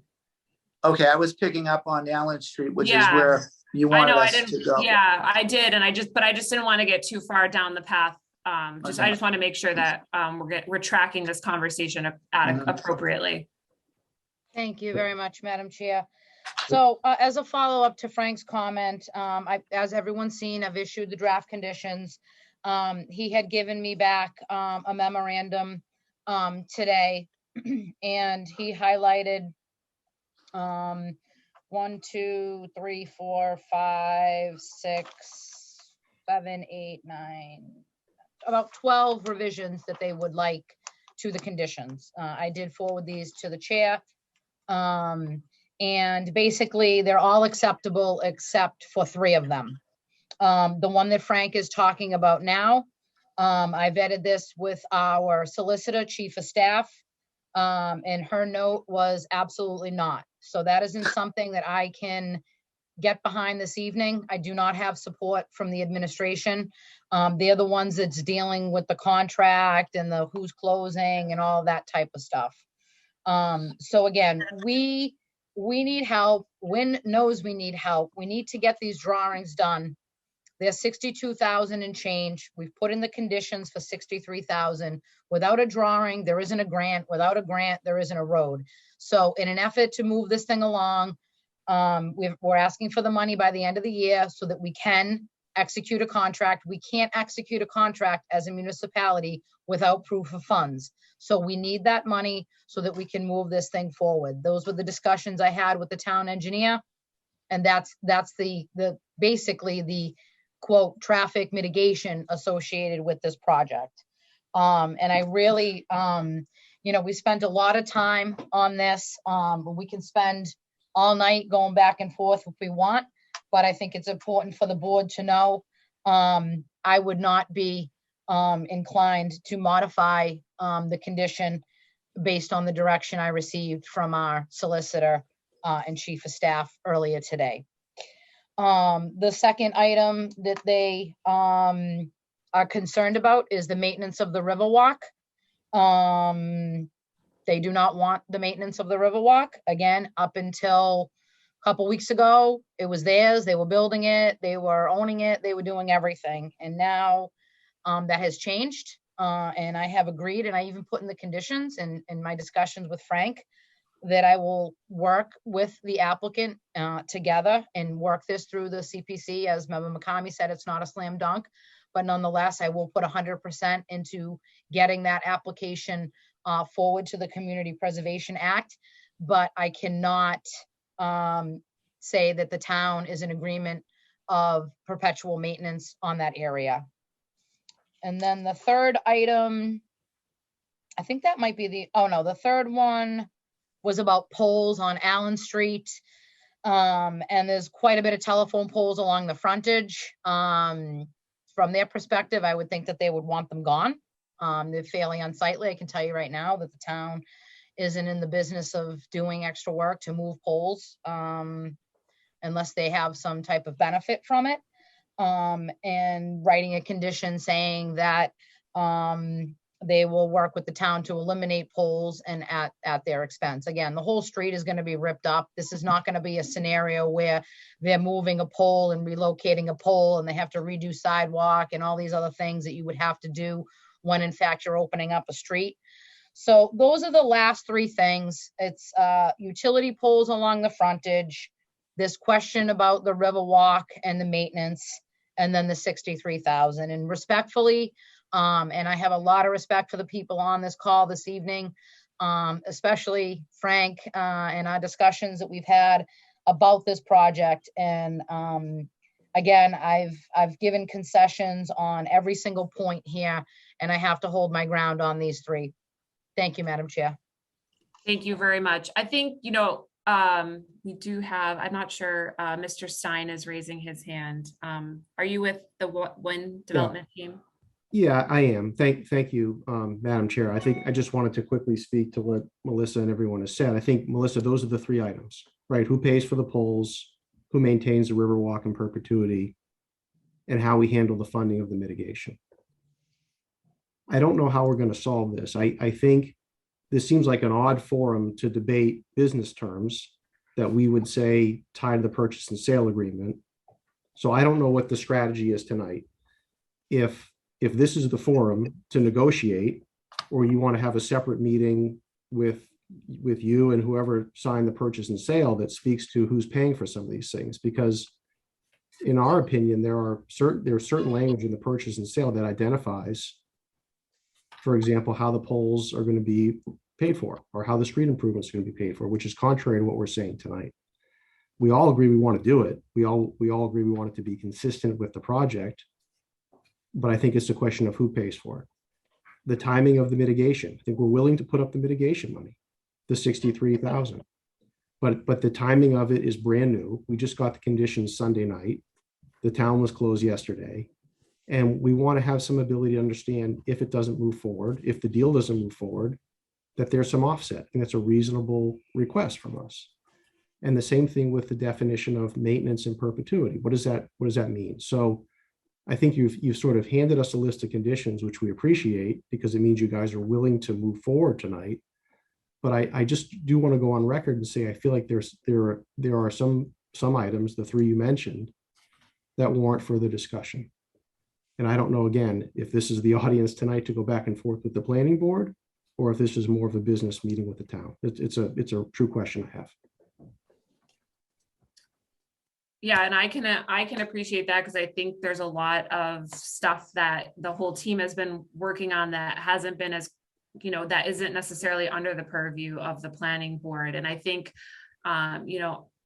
as a consulting civil engineer working in Massachusetts and seeing working on similar projects and looking at what other communities do and what we see other projects do, like the Allen Street reconstruction seems like a very big part of this project. And like I said, I'm just concerned that they don't line up and that it just isn't good for anybody. So I think that's what I'm just trying to understand. Like even that monetary contribution of $63,000, like does that guarantee that the two projects line up? Like is Wynn's best bet to just, make the reconstruction of Allen Street in front of their project and the relocation of those utility poles part of what they're doing? And I don't know how that ties in with what the town's committed to, but those poles are right, those poles are likely going to be right in front of window spaces. You're going to look out onto those poles. So I don't know if I don't feel like I have a good answer for you. I guess I'd be looking for similar guidance on what we have the purview to do, but that's where I'm coming from on my concern. Yeah, and I agree. I don't think anyone wants the poles there. I think we collectively want the road improvements to happen with this project. The problem is, and this is not a problem, this is the opportunity. It's a vacant site and we're proposing only 56 units with a mix of affordable units at the property. We can't squeeze everything into the bag. We can't do the Riverwalk and maintain it forever. We can't reconstruct Allen Street and reposition it and do the type of deal that we're proposing tonight. So there's a limit to how much we can say yes. We want everything to happen that you guys are describing, but there's got to be some sharing as we try to lay out early on in this process. And that's all I'm saying here. Madam Chair, can I ask a question? Please. Mr. Stein, when Wynn Properties responded to the RFP and it was 44 units, you responded thinking this was a viable project. Is that correct? Well, that was our response based on an RFP. I would say today, in all fairness, if it was only 44 units, I don't think we can move forward with the deal. Okay, but you have 56, correct? That's what's proposed today, correct? And you propose that number based on, I'm assuming, some kind of pro forma or financial whatnot? Yep. Okay. All right. That's all I have, Madam Chair. No, I appreciate it. I guess, do any board members have any commentary on the suggested revisions to conditions or any thoughts about that? I won't call on you individually, but if you just want to make a motion to chime in, input is helpful. Yeah, so as far as the roadway, it does sound like there were some background negotiations that dealt with the roadway. And so typically if you see a development, there are some, there's roadway improvements. There are obviously some other things going on here with this, where this is town property. And so I'm a little bit more hesitant to chime in on that aspect of it. But as far as the public walkway, I know earlier in the application, part of the landing district is set up and to encourage public walkway space. And that was one of the factors that was relied upon in the application, that there would be this public walkway on the property. And certainly there is, but I don't think any of us intended that that was going to be a town public walkway that was simply carved out of the project, as opposed to being really a part of the project, but open to the public. So it seems from that aspect that the continuing maintenance of that, I think that was the expectation of certainly myself. I don't know about the other members of the board going into the project. So I was surprised to see that in the back and forth that happened over the past week. But that, I see that there are a few different issues going on here. But that aspect of it, that was my thought. So I'm somewhat surprised that at this juncture, we're coming up to a conversation of that just being simply a town aspect of the project that's entirely in the town's control. Member McCamey, did you have anything you wanted to add? Thank you. I hear both sides. I don't think my opinion is going to, I like what Vice Chair Crower just had to say about the walkway. I think we were all under the impression that until, recently, it was under the applicant's control. I would think that these three significant issues would have to be resolved by the mayor and his, the director and his team.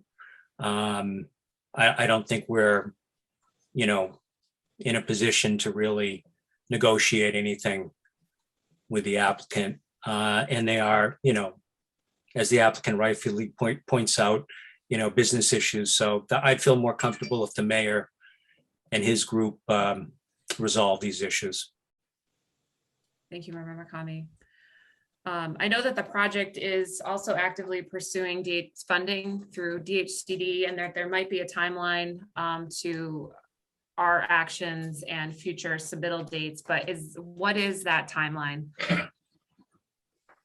Yeah, I know we've got I don't know, Tim, if you can jump in, you kick me under the table, but we've got a pre-application due in 2 weeks here that we're trying to line up all our entitlements for. And that's the issue tonight. We're not trying to be obstructionists and push back so we don't get a planning board approval. We were hoping we could get, assuming we solve all the material items, a planning board approval with conditions that allow us to continue to work out the business items associated with the three things that Melissa pointed out. I don't know if that's too loose for the group tonight, but that was the hope, as opposed to pinning it on applicant. So is there a way that we can allow the deal to move forward from a financing application standpoint in 2 weeks, but still give us the ability to focus on these three items in a business meeting very quickly to be resolved? And just to follow up on that point and to answer the question, it presents an incredibly strong and very fundable deal, even approval with conditions from DHCD's perspective.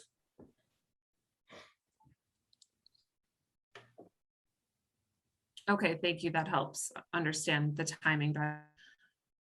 Madam Chair, I don't recall any situations when we have, or the board has not, again, these are forms of mitigation. These are things that the planning board is looking to get accomplished as part of this approval. If the board would like to default those 3 conditions, I can tell you right now that that's already and absolutely not on the 63,000. So that's already been weighed in from our solicitor. I inquired with her just now about the polls, and she doesn't recall the polls being in. Are you sure, Adam, that specifically the purchase and sales talks about utility poles? So I'm going to defer to Tim, but I think Yeah.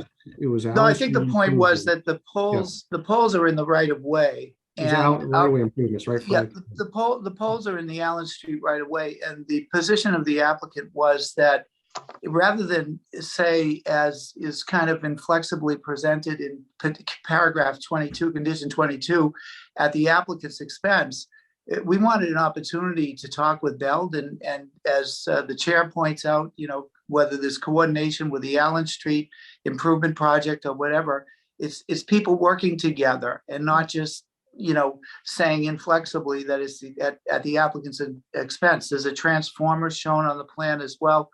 I think Member McCamey on the issue of the maintenance, really hit the nail on the head in the sense that, and Adam talked about this, that from our perspective, while trying to be cooperative, we're paying right now. We're asked to accept a worst case scenario.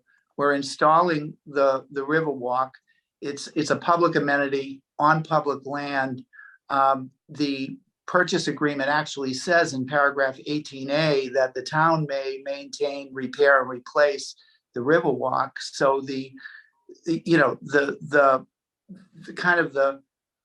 obligation kind of militates towards that in the purchase agreement. And we have financing, which could be affected by a condition that just is saying, as condition 54 says, that there's all of these things. You maintain the walkways, the Riverwalk, the handrails, the seawall, the retaining boardwalk, etc. It's a publicly owned amenity that we're providing. So we do believe that perhaps in another form, it's some kind of good faith negotiation. You wouldn't have a purchase agreement before the planning board. We don't believe that cross easements and maintenance agreements, whatever they may end up being, belongs in a planning board decision. And I think that's, logically where everybody can see that, when you take 49, 52, and 54, those were the 3 that we kind of lumped together and said, this really should be some kind of good faith discussion outside of the planning board, like a purchase agreement, because it's a business issue, as has been repeatedly stated this evening. And, it's already a very complicated site as we've presented. And, we truly believe that this is not something that should be part of the planning board process. It should be separately negotiated in good faith by the parties. And, we tried to make that point respectfully, but, we really didn't get anywhere today. And now we're being told, not only are we, dealing with this incredibly difficult site, and the investment that's necessary, the financing that all of these documents will be reviewed by lenders, but we're being told to assume a worst case scenario. The CPA money, certainly this is a public project in terms of the Riverwalk, where CPA money is very appropriate.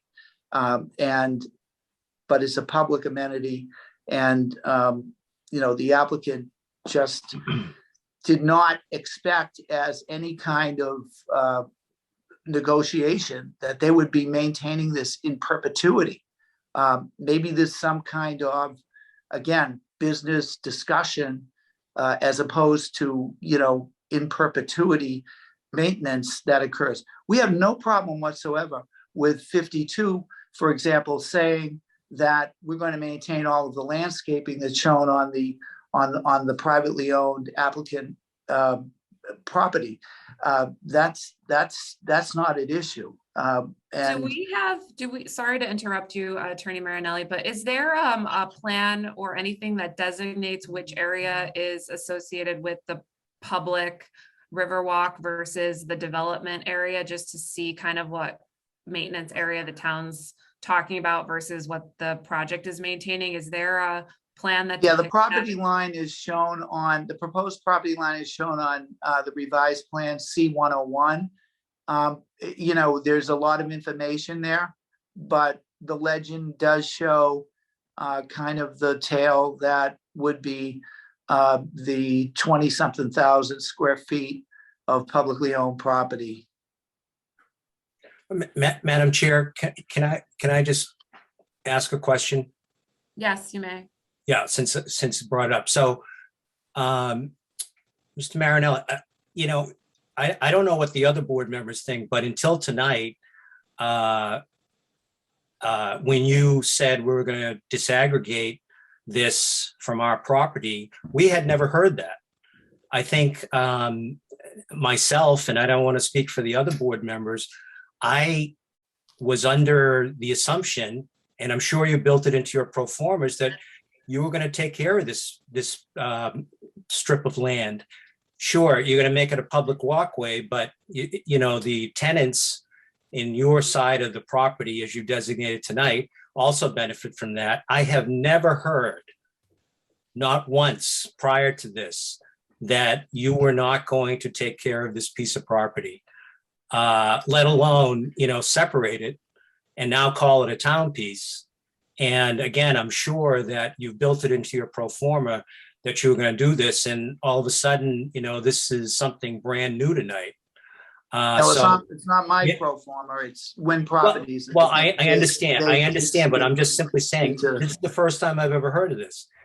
And we were all being led down the path that it was part of the project, and therefore, you know, you were going to take care of it. And you were very proud, and the applicant was very proud of it. And well, actually, that I don't believe that was ever stated as far as maintenance. It was always a work in progress in terms of a negotiation, and it only came out in, you know, these conditions that we got Sunday night. There was nobody being led down a path that the applicant was going to maintain it. I respectfully disagree. I haven't heard anything like that myself, and the client actually has stated that, you know, look at the purchase agreement in paragraph 18A. It says that the town may maintain, repair, and replace. The language concerning maintain, repair, and replace, although it's stated may, it is the town. And it is a public amenity. You know, there aren't many private parties that are performing work on public properties around town, you know, and as part of decisions. They're building it. They're honoring the commitment to build it. They're honoring the commitment to take a dilapidated site and create much needed housing and make a huge investment.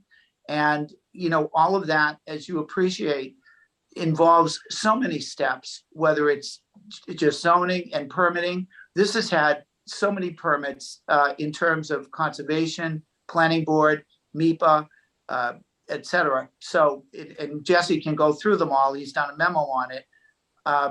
You know, I think the town is really a beneficiary in having somebody like Wynn embrace this and try to develop a community asset here. And certainly the Riverwalk is a community asset, but how much, you know, why wouldn't the town maintain it?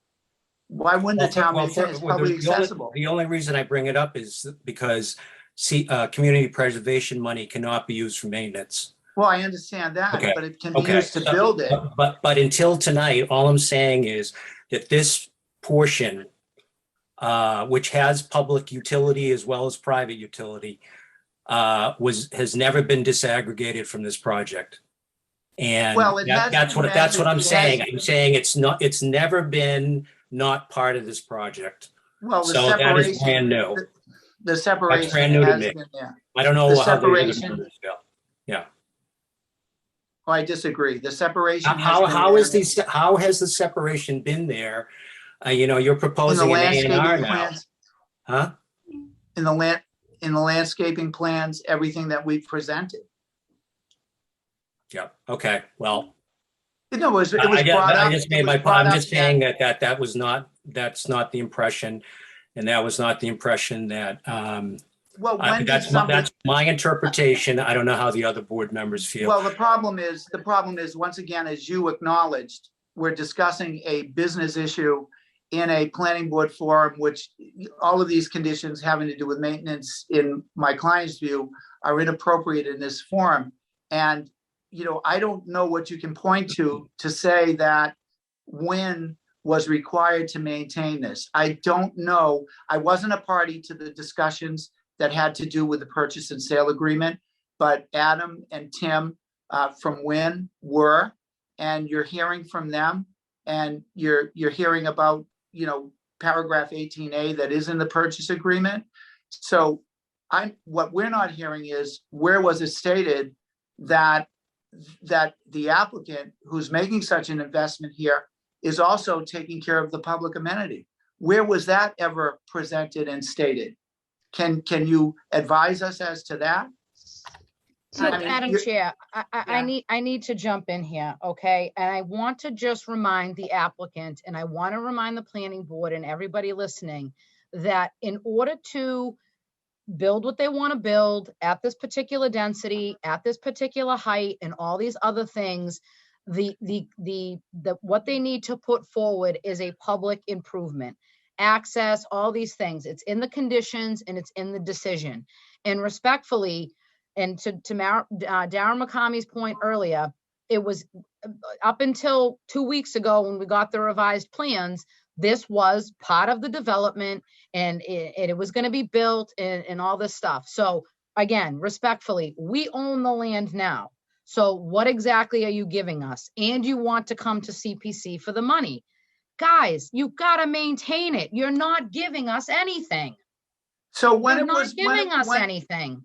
before the segregation to public ownership was made, which is the easier way, the clearer way of doing things, there was the open issue of cross easements and so forth having to do with maintenance. So it definitely was an unresolved matter. In fairness, it was an unresolved matter. And It very you know, well I could have think- been, Frank, but I'm asking a simple question.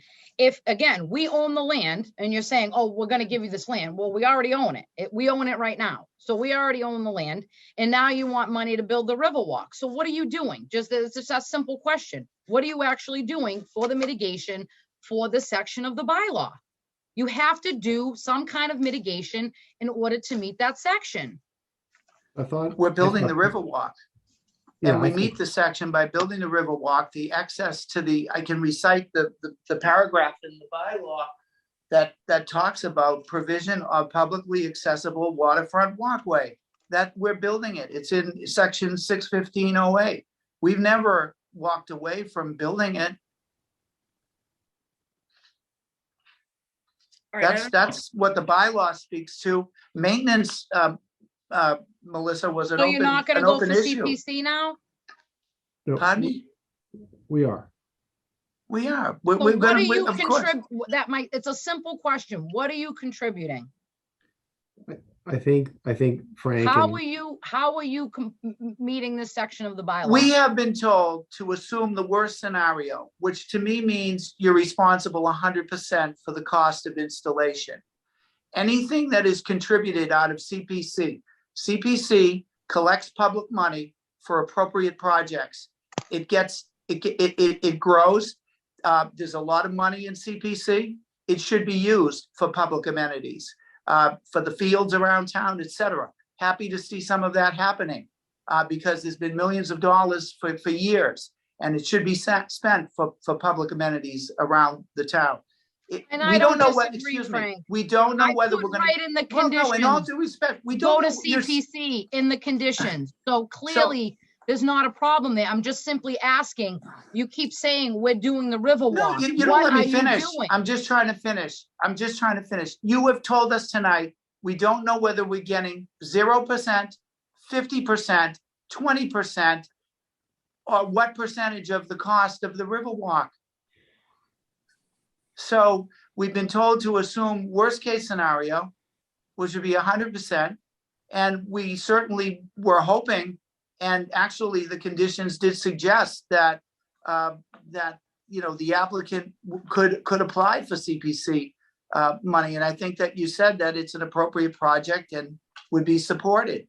But again, these are open issues. It is, Frank, but we need a little meet us halfway. We're gonna pay for the thing. It's our land. Do the maintenance. What are you guys doing? Come on. This is foolish and frankly embarrassing. This is absolutely embarrassing. I'm gonna ask you again, Mr. Stein, what are you doing for the Riverwalk? Because I'm not hearing anything. I'm hearing zero. And I don't like what I'm hearing. One bit. I understand your concern. It's not zero. This is the front door of our property. We have to do something to the Riverwalk. We have to improve it. All Frank is saying, if the Riverwalk is $1 million and we can only get $500,000 of CPA funds, then we're going to be on the hook for the balance. We may wish to modify the plan or look at different materials or look at different scoping, but we're going to install an upgraded Riverwalk. That's our front door of the property. It has to look the way we showed on the plans, and it has to function together. We would hope that the town would work with us to find the funds, which you've agreed to do, and we appreciate that. The item that we're concerned about is the ongoing maintenance of that Riverwalk as a public piece of land or a public piece of property. And I think that's where we could get into 2 hours of discussion of what is maintenance, who pays for it, how the costs split, and to Then just there's say a tonight we're simple going to maintain it. solution. We will not accept the land, and you own the land. That's the solution then. But You that's- guys had a but that's problem with not a solution. liability, this, that, all these other reasons. But I mean, this is Melissa, like, we can't do that because we won't be able to get it financed. We can't accept. well, the you loan. agree, you signed up for the RFP, and now all this finance. If I hear the word finance one more time, my God, I've never heard this word so many times as I have tonight in 17 years. I just don't get it. I don't get it. These are things that you should have known. These things that should have been known, and there would have been other mitigation and other things to offset the project. This is really, really, really disappointing. I've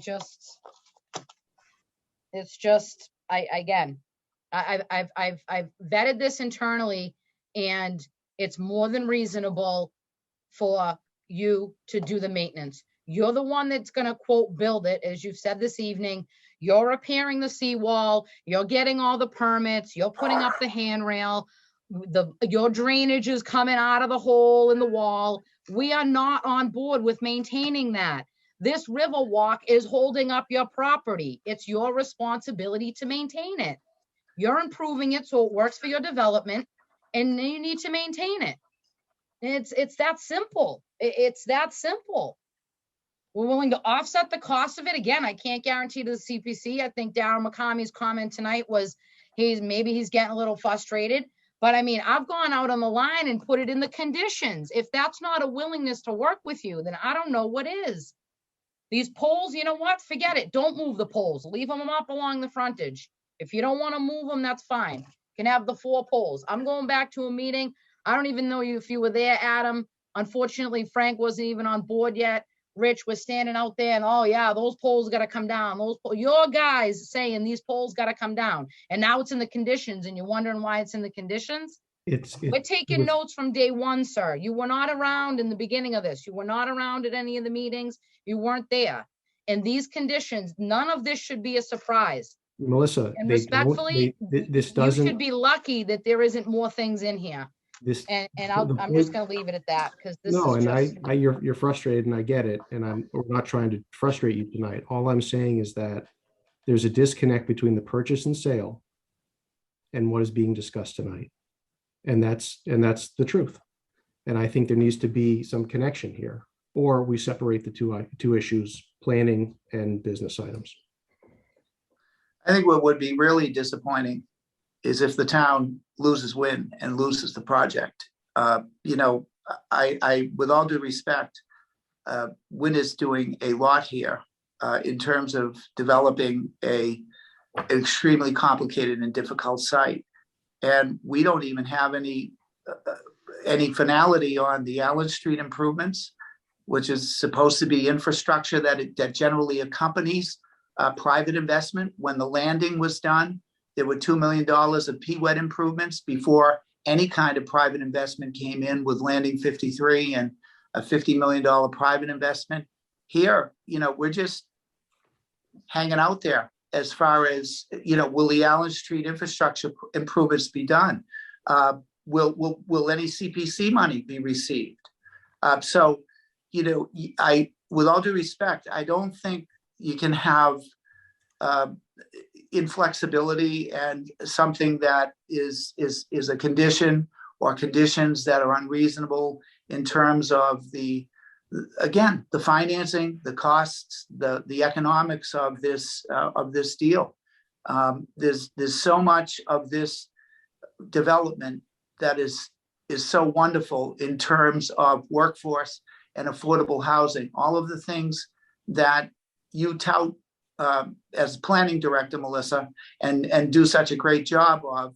And I think you know what a great development this is in terms of those things that should be provided in a community, that type of affordable and workforce housing. So I'm hoping that, you know, we can reach some accommodation here on the conditions and move forward with municipal approval, because we need the municipal approvals to proceed with our other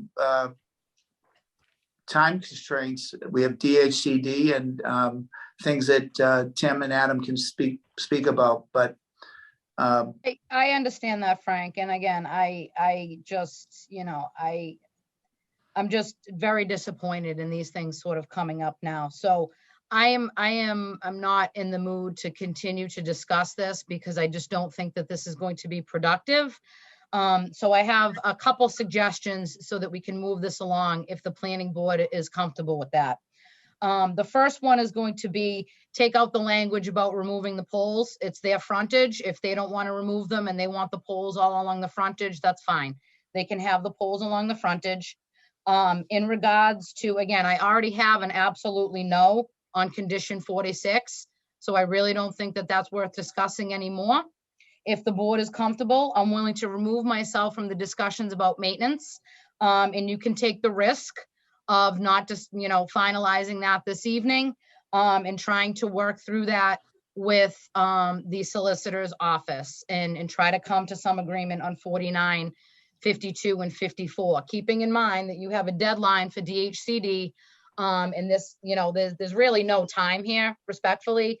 I've shared with Frank Marinelli that I will be out of town next week. So if you want to move forward and the board is comfortable with it I just outlined, I think that's a way to move forward this evening. I don't think this back and forth is going to be productive, because I've heard enough from certain number of board members that they're not comfortable with some of these things. So that would be deleting the language relative to the removal of the poles at their cost. If the poles stay there, that's fine. The connections will need to be underground. We require that for all our projects.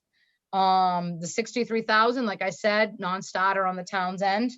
And if you want to, if the board is comfortable voting and including in a motion that they default condition 49, 52, and 54 to the town solicitor, then I'm fine with that. So just to well, that would, you know, with all due respect, just a suggestion, that would be basically taking 49, 52, and 54 out of the proposed draft conditions, with the exception of 52, to apply to land maintained for the apartments. No problem with maintaining the landscaping, et cetera, and then take up 49 and 54, you know, in what we consider to be the appropriate forum. Yeah, I wasn't really saying much. I was just saying putting those on hold, Frank. I can't, without having the full discussion, if you want to have, quote, this business discussion, 49, 52, and 54 are in unless they're negotiated out through a discussion with the solicitor. Because Oh, yeah, that puts the applicant in a difficult position, and I'd have to defer to, I don't have that authority. That would have to be something that Adam and Tim can speak to tonight. If I could just make a suggestion to piggyback off that, one thought might be is I know that the cost is both the upfront cost of constructing it and the long-term cost of maintenance. And it sounds like there's a lot of sort of back and forth and views on that, what I'm going to call a total pot of funds.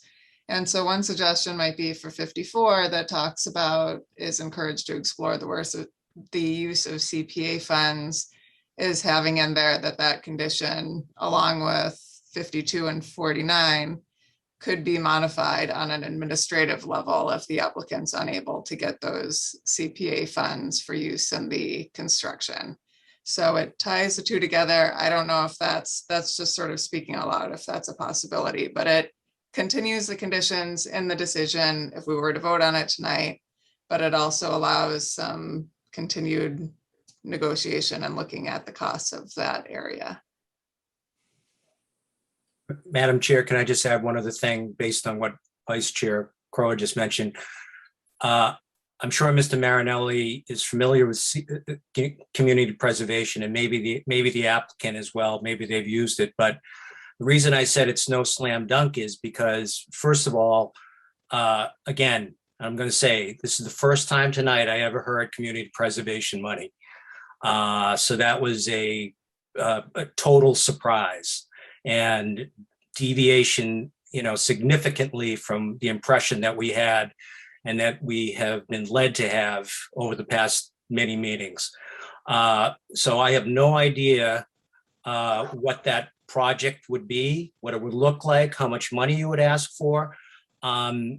We are not beholden to the mayor. It's presented to the committee and it's evaluated. So again, it has to go through there and then it has to go and get voted by the town council. So you have multiple steps and lots of people looking at this thing. That's why I said, and we can't do maintenance. So to the director's point, so, it's a big chance you could get stuck with the whole thing. And I just don't know. That's why I said what I said, because I totally new to me tonight. Just So, factually, we talked about grants. We talked about the need for grants, for money for the improvements that we were looking at. We've had conferences with the town, with the administration representatives on ways that the grant writer could proceed with wind properties, who has some expertise in that, and in what kinds of funds might be available. So it has been discussed. There's been discussions with the town. We mentioned it clearly on September 14th. It's in the draft conditions. We didn't do this. The sentence in paragraph 54 says, quote, "The applicant is encouraged to explore the use of grants and to apply for community preservation funding to assist with the cost of the above noted public improvements." Mr. So Marinelli, that I didn't come heard from- no, grants, but I never heard community you said preservation it's a money, surprise. okay? So It's you not a had it, surprise. and I understand you're going for tax exempt financing, you're going for this, you're going for that. That's what I understood. I asked that question in the beginning. Not once This did is I not ever a hear. surprise. It's not a once surprise. did I hear community preservation. That's a surprise to me. Maybe you've discussed it with other people. I had never heard that. So I'm just saying, as the representative of the planning board on the Community Preservation Committee, it's a surprise to me. And I just want to be clear, there's a multi-step process here. That was Okay, not it's the in your grant. That was staff never the draft grant that I conditions. heard. I heard a It's in your bunch of other staff stuff. draft So- conditions. I just don't think it's fair to, imply something to the applicant when the applicant has dealt in good faith throughout the process. Well, I think we've dealt in good faith too, but I'm going to say again, this is, we're making it up as we go along. So point my point is made on the community preservation. Thank you, Madam Chair. Thank you. I had asked a question earlier about what the designated zone of public-owned riverfront is, and I know that we had brought up plan up onto the screen, and Attorney Marinelli, you had pointed out that there was a line that represented it. I still am having a hard time reading that, so I was wondering if we could have that Jesse, do you plan want to speak to that? pulled up again. Or James, if you can zoom in on that a little bit, there's a line type that's a double dash and then a solid line that basically follows just on the north side. There you go. So essentially are bordering the upper north side of the Riverwalk the whole way. It follows all the way around, then goes to the edge of pavement, follows the edge of pavement, and then it'll come between the edge of pavement and the sidewalk and dive right into the property line. That's 4 Allen Street right there. So essentially it's just the walkway and everything to the south of it to the edge of the river. And then the walkway from that point up to Allen Street, is that's a another separate parcel?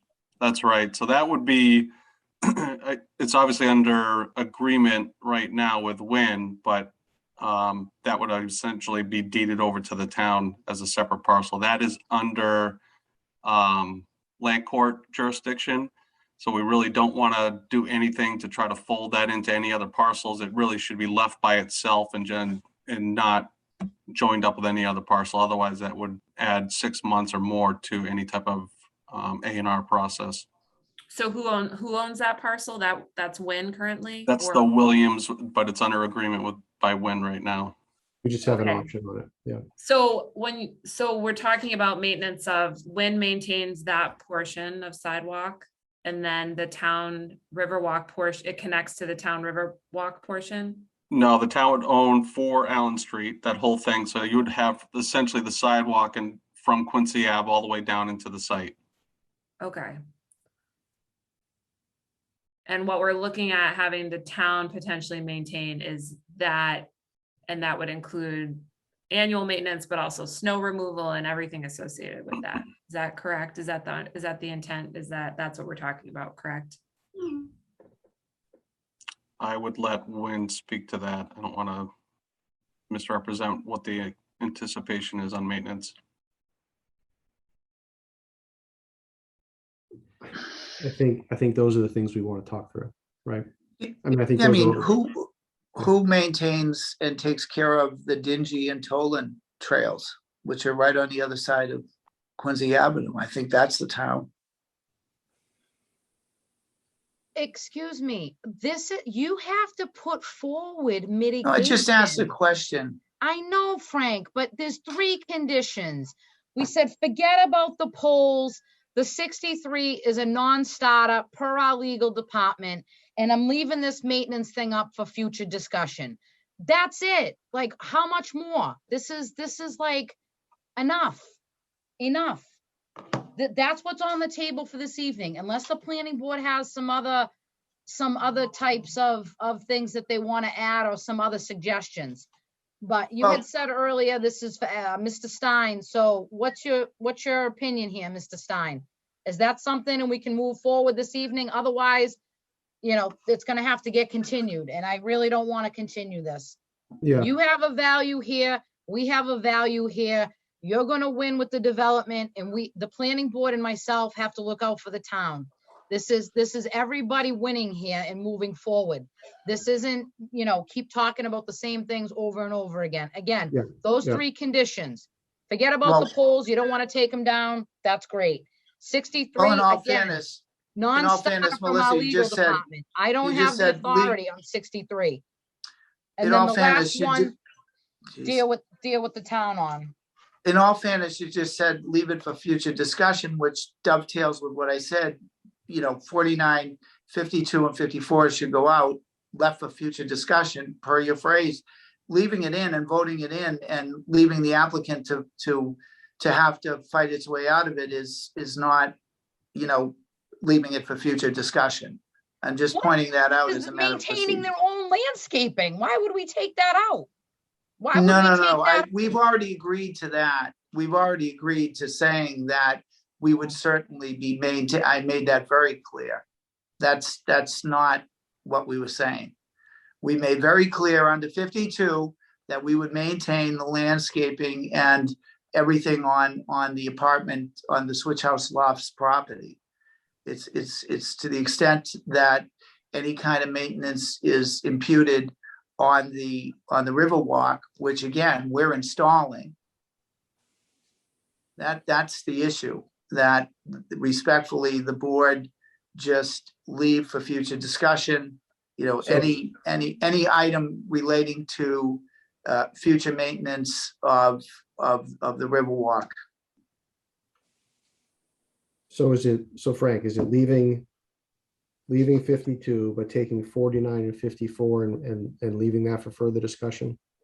Is that what we're saying? That would be my impression, Adam. I mean, as long as it's acceptable to you, but 52 is not the portion of 52 that goes to the town-owned Riverwalk would come out, because we're saying that the landscaping and maintenance would have to do with the privately owned portion of the site. I agree with that. And then I think, Melissa, we can remove reference to the polls. I think that's okay. And then on the 63,000, again, if we put up the money at the end of this year, which you're asking us to do, and the town does not move forward with the improvements, then what happens? If you don't go forward, are you saying if we don't go forward or you don't go forward? With the You town, give us the 63,000, it says for the plans and design on Allen Street, or plans That's and, right. let me go back to the thing. I'm so focused on this email with these markups. Let me just go back so I know exactly what I'm looking at.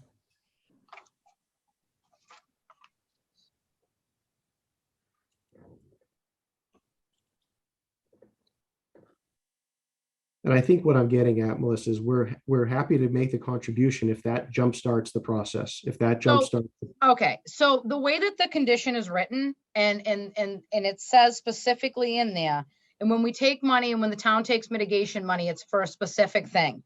So by default, regardless of your opinion or our opinion in the planning world, where it says shall contribute 63,000 towards the design and construction of Allen Street, that's all we can use the money for.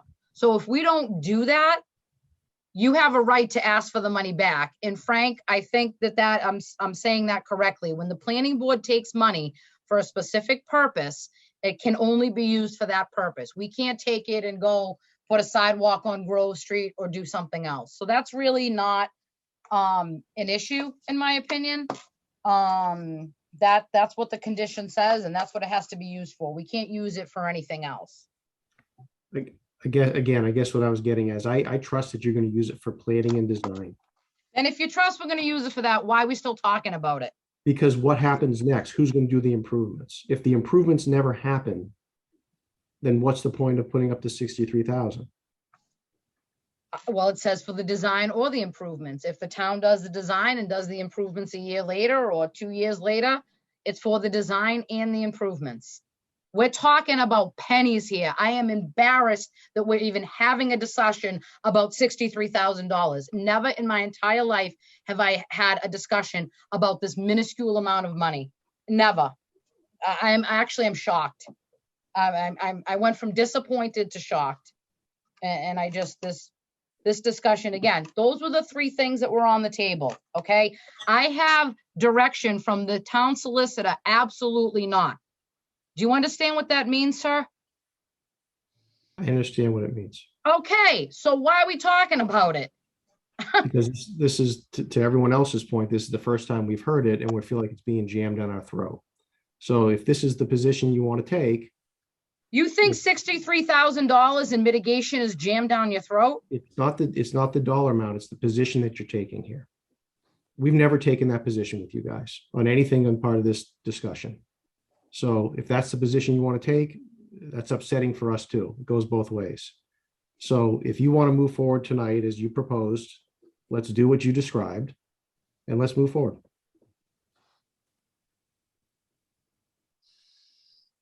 So would you like me to recap that, Madam Chair?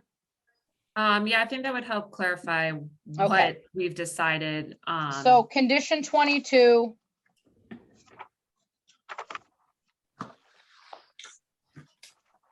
Condition 22 says prior to the start of the authorized activity, the applicant shall submit for review and approval a final utility plan that clearly shows all subsurface electric, internet, and telephone conduits, manholes, and transformer locations. All connections shall be installed underground. No overhead wires are permitted anywhere on site. The last sentence that says all efforts to remove poles along the site's frontage shall be completed as part of the construction at the applicant's expense. Clearly, they have a problem with removing those. So that sentence comes out. The poles can stay.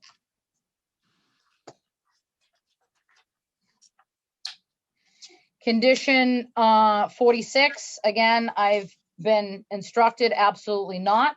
I'm not in a position to go against that instruction. There will be no changes to 46.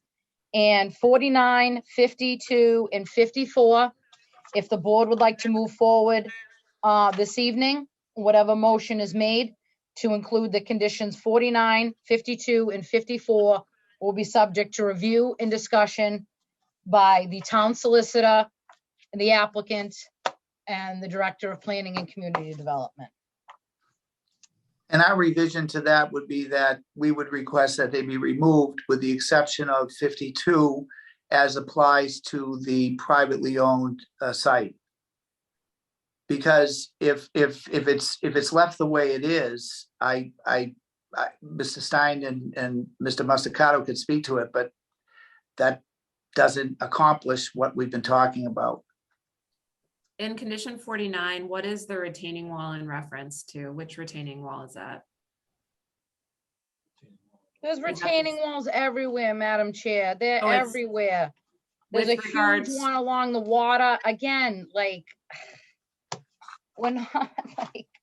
So do you want to leave that and say as concerns the privately owned parcel? Frank, I would like to leave 49, 52, and 54 the way that they have been written. We will sit down with the administration and the town solicitor and have this discussion, because I don't know what the give and take is going to be. And I'm not in a position right now to relinquish any of that without having that fully vetted and discussed.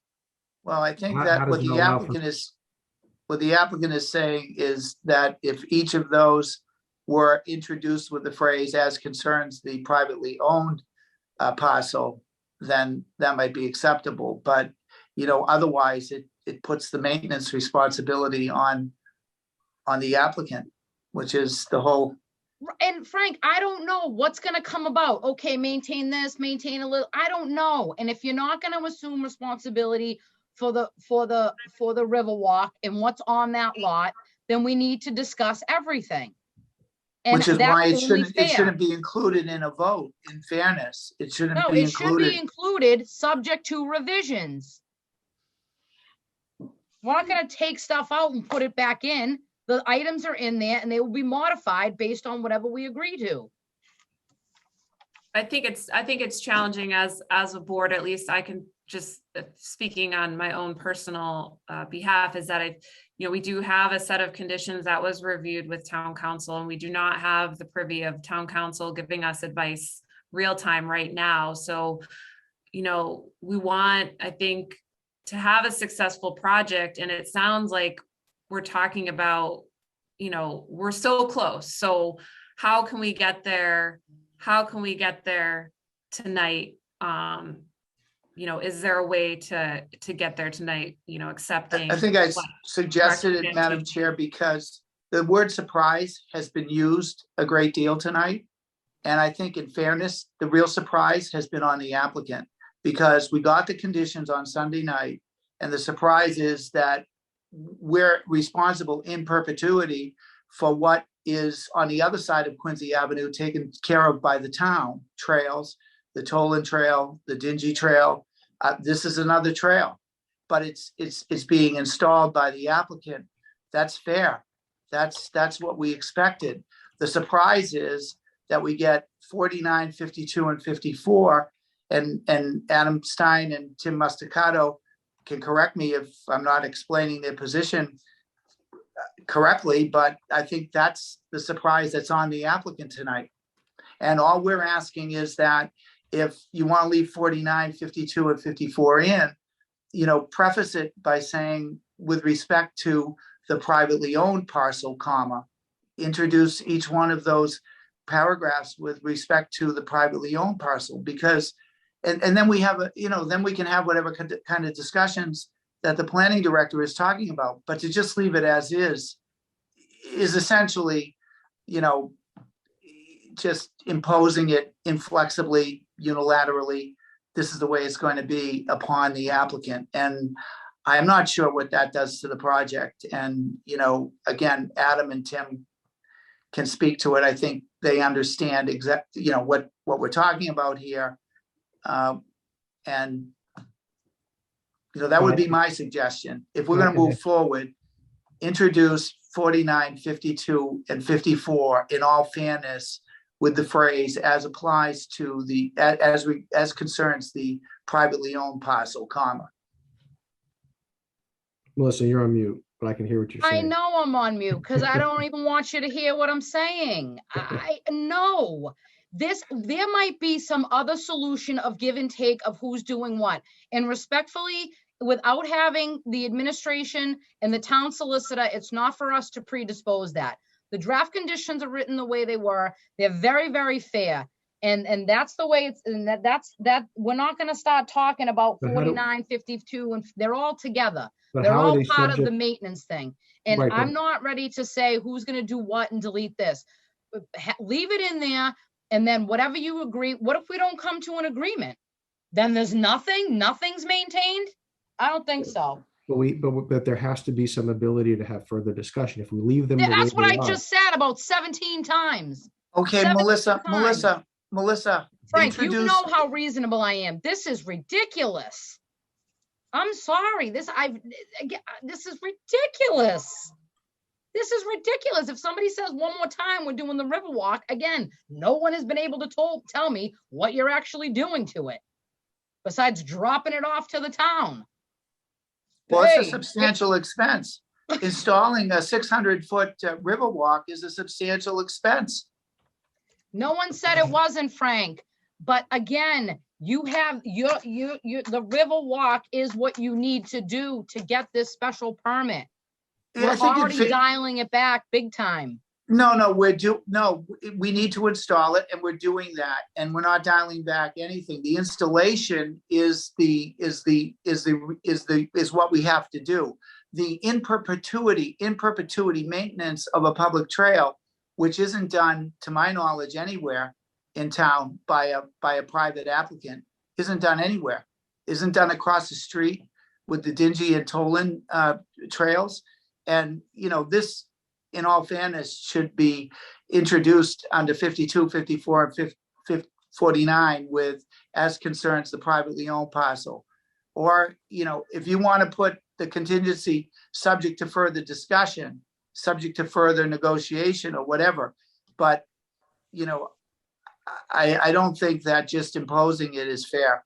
And that's what's being done. And we just got these conditions on Sunday night. Can I make Adam, one do you more want to address it suggestion? any further, Adam or Tim? I just Because didn't know if we could just leave them in as written and just say subject to further discussion, if that's a middle ground, Frank. I don't know, Aaron, if you have a thought there, but again, I think we just don't want to leave them as is and just hope, cross our fingers that it'll be worked out. I thought that's what I proposed. that no, those you didn't. conditions would Did you? be vetted. You said can you accept subject to further discussion, comma, in front of each one of those 49, 52, and 54? Yes, they're all Okay. they're a Okay, package. we didn't think And you I'm said not that. ready to give anything up without having the proper people discuss it. We'd ask for a motion to introduce 49, 52, and 54 with the phrase subject to further discussion, comma. Is That wasn't clear to us. Director Santucci, Razi, I know we were talking about that aspect of it, but I did not understand exactly the proposed rewording. It doesn't even need to be rewording because they're It not, it does. can be modified. The motion is gonna say, or if the board's gonna make one, 49, 52, 54, subject to revisions with discussions with the administration and the solicitor. They could all change, some could change. We come up with some other kind of creative agreement on who's doing what and who's not doing what. I don't know, but I'm not ready to start axing things out without having a full discussion, this business discussion that people want to have. I think we've made our position clear with what Adam has said he would agree to, and I don't know that we can do anything more. Member Croha, did you have a suggestion or comment? Yeah, I mean, it was going to be somewhere along those lines of just modifying most particularly 54 to say that within some particular time frame, the parties will discuss the actual details of the easement that deals with the maintenance and any details of what the maintenance is. I don't know if it's the landscaping of the river walk or if the retaining wall starts falling in, if it's both of those things or if it's only one of those things. But having some qualifier in the language, because I do understand that once the decision is voted upon and once the decision is signed, there's obviously an appeal period that goes after it. So you're sort of stuck with whatever the language in the decision is. So I think that there could be some qualifier in there as far as the easement. That was going to be my suggestion. Just for the record, Member Crow, we wouldn't file this decision until this was vetted. So I wouldn't go ahead and file and have those conditions in there that they then have to figure out the decision. They have a whole list of other things to do in addition to this that was in the email that I had sent out. There's other housekeeping items, quite a few that they need to take care of. But this decision will not be filed until there's agreed upon language for those conditions, because I don't want to file it. Then they'd have to your point, appeal period, modifications. I just want to let the people who want to have the discussions about it, try to have those discussions, and then the decision will get filed. I wouldn't file it without having those discussions first. So Madam Chair, could the qualifier that Attorney Crowe suggested, could that be subject to further discussion and agreement, comma, on 49, 52, and 54? If that would be accepted to Director Santucci Razi, I think that it sounds like what we're all talking about. So that would be a wording change of those three. Everything else would stay the same except for adding that. They're not conditions that are going to go in there. These are the ones that we're going to discuss with the administration. There doesn't need to be any word. The whole language could change for every single one. The decision is not going to get filed and then you need to go back and say, oh, it says subject to discussion. The discussion is going to start tomorrow morning. This is not something that's going to be happening in a week, 2 weeks, and 2 months. No, it does Right, need I to think be. it should be on the record, If you don't put it in there. It'll be in the motion. It'll be in the motion. If you don't put it in there, these conditions impose what, Mr. Stein and Mr. Masticato have talked about all during this evening. Why is it harmful to say exactly what's being said in the conditions as a qualifier, as an introductory phrase, subject to further discussion and agreement, comma, and then, your language as you have it. That's what we, that's what we, go ahead and that's put what that we, in there, that's but what we would. it's that's not what going to we would mean request. anything. It doesn't mean anything. That's what we would request. That's what I think Adam is saying. And Adam, is that acceptable? Yeah, you got it. Thank you. Okay, but it's clear that it's never actually going to say that. Is that clear? What do you mean? I think so. To summarize what I'm hearing, we have draft conditions, which we've discussed at length this evening. We had some recommended revisions, some of them grammatical, some more intensive of nature, which are the ones that are more intensive of nature are the three that we're discussing right now. If someone on the board goes to make a motion, to move this project forward with the condition, with the draft conditions, they would further go on to state that 49, 52, and 54 would be subject to review by the town solicitor, and that, prior to the decision being filed. So moved. I think that's a great way to go. I mean, it's really pretty simple. It's really pretty simple. What Melissa has, what we're asking for is deletion of the last sentence of paragraph 22, and that the qualifier, subject to further discussion and agreement, comma, be inserted as the introductory phrase in paragraphs 49, 52, and 54. That's it. All right, so I think, before we go to, before we kind of go through and close the public hearing and all that aspect, I think, just real quick, straw vote on the board members that everyone's kind of in agreement with what we just discussed, that feels like they would want, that's the kind of, we're kind of in agreement with how we might be able to structure a vote on that. But Member McCamey, are you feeling on board with where this is going? Well, I don't know what everybody else heard, but I think that's exactly what the director proposed an hour ago. Yeah, I think we've been kicking around semantics for a while now, Member McCamey. Yeah, so I just want to make sure that Mr. Stein is in agreement.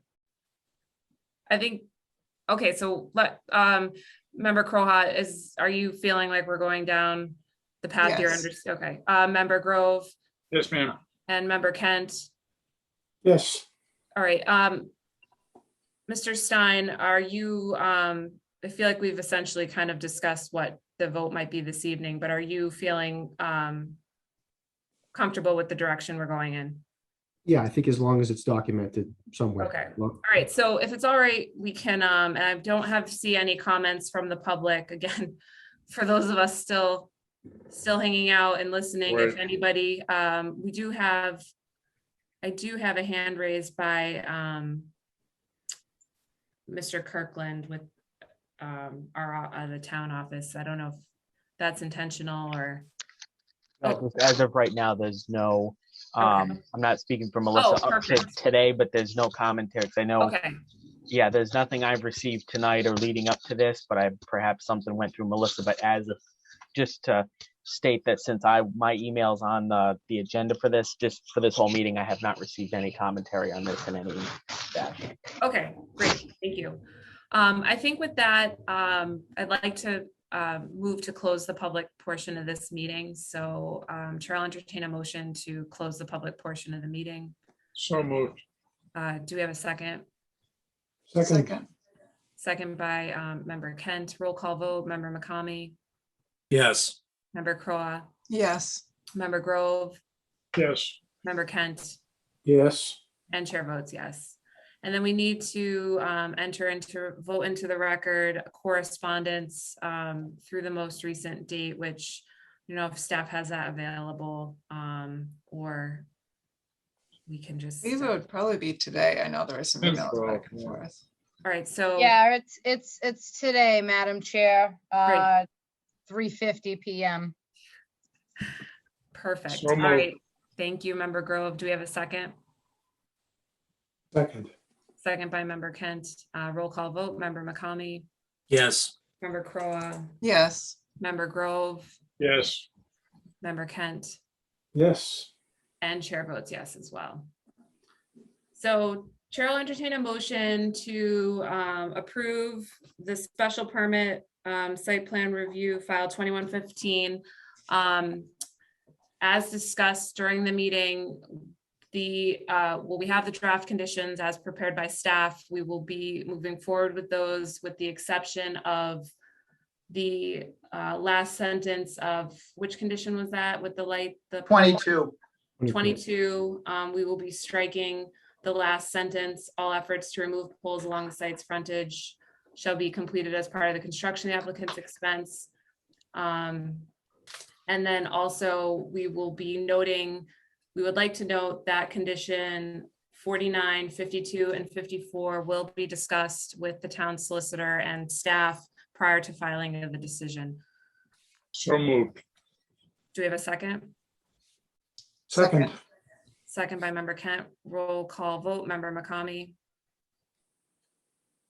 Okay, yes. member Crowe, Yes. member Grove, Yes. member Kent, yes. and chair votes yes as well. I hope, yeah, I hope we adequately captured the discussion this evening, and I look forward to, you know, this project continuing to work its way to hopefully fruition one day. We can all go for a walk on the river. Same here. Appreciate it. As Thank do you. we. Good night. Thank Thank you. you, everyone. Yeah. Thank you. All right. I We have a think few other things, Madam Chair. I Yeah. lost my agenda in this madness here, but Connor's got one for me. In-person meetings. I don't want to put anyone on the spot, but I'm probably assuming you want to stay virtual. If people want to go in person, raise your right hand. All right. Yeah, I think we're gonna stay virtual for a little bit longer. Okay. The updates from the department. So we are having actually a master plan steering committee tomorrow night, meeting tomorrow night. I have redone the RFP. It is the short and sweet and to the point version is the way to describe it. I will be discussing that with the committee, and my plan is to have that advertised on Thursday in the Goods and Services Bulletin and available on the town website next week. We also have a counselor who has an ordinance and rules committee and inclusionary zoning bylaw. Myself, the town solicitor, and the assistant town solicitor have been looking at that and providing recommendations and changes to the language. And in speaking with the solicitor, I said, would you like the planning board to sponsor that? So I would like to ask the board this evening, I don't want to put your name on anything unless you're okay with it, if you would be willing to sponsor that amendment. And then we had talked about this is actually a typo, it's 407E, the recommendations. Connor has put together a more cleaned up quote sort of submission to the council, and he's going to be working on filling out. It's a quick cover sheet application. He'll be reaching out for your signature, Madam Chair. That's going to be co-sponsored by the planning board and the zoning board as discussed earlier. So we'll probably see that on the agenda, hopefully next month, maybe December. We have to continually manage the workload here in the office.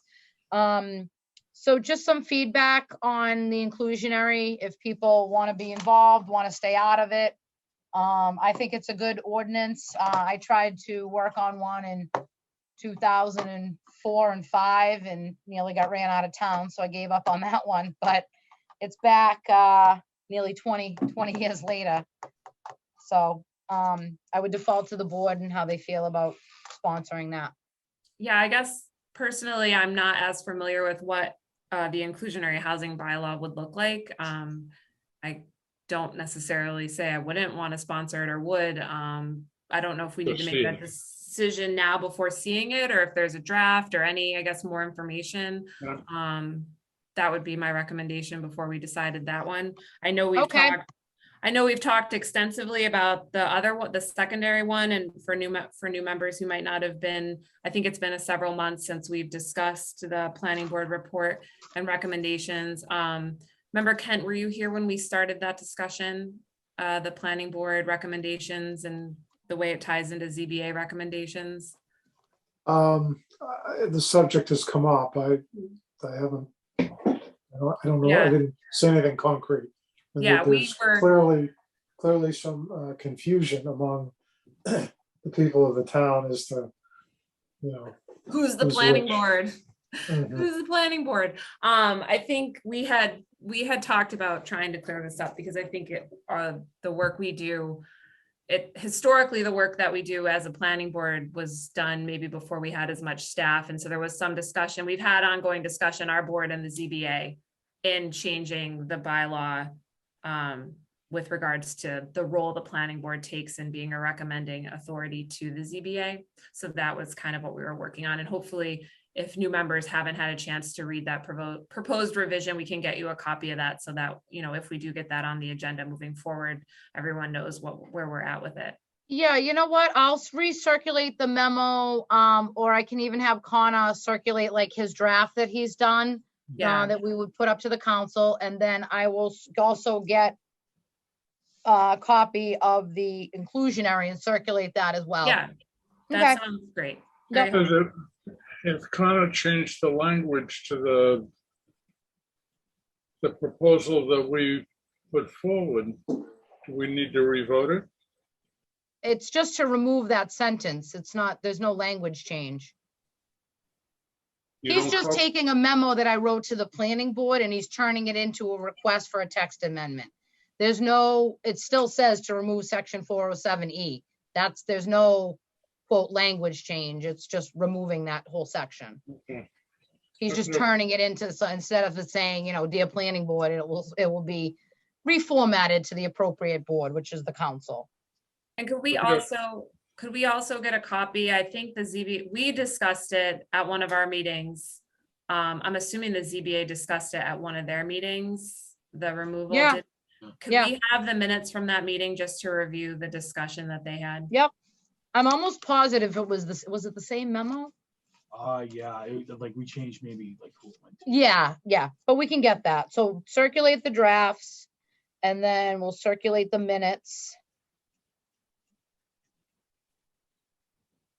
Don't be offended when you hear what they said about them.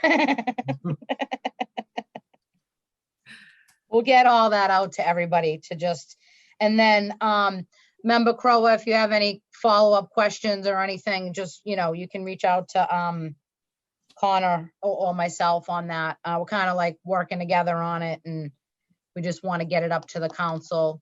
Like I said, I'd like to file it to be able to have the planning board hearing in November, but you know, maybe it's December.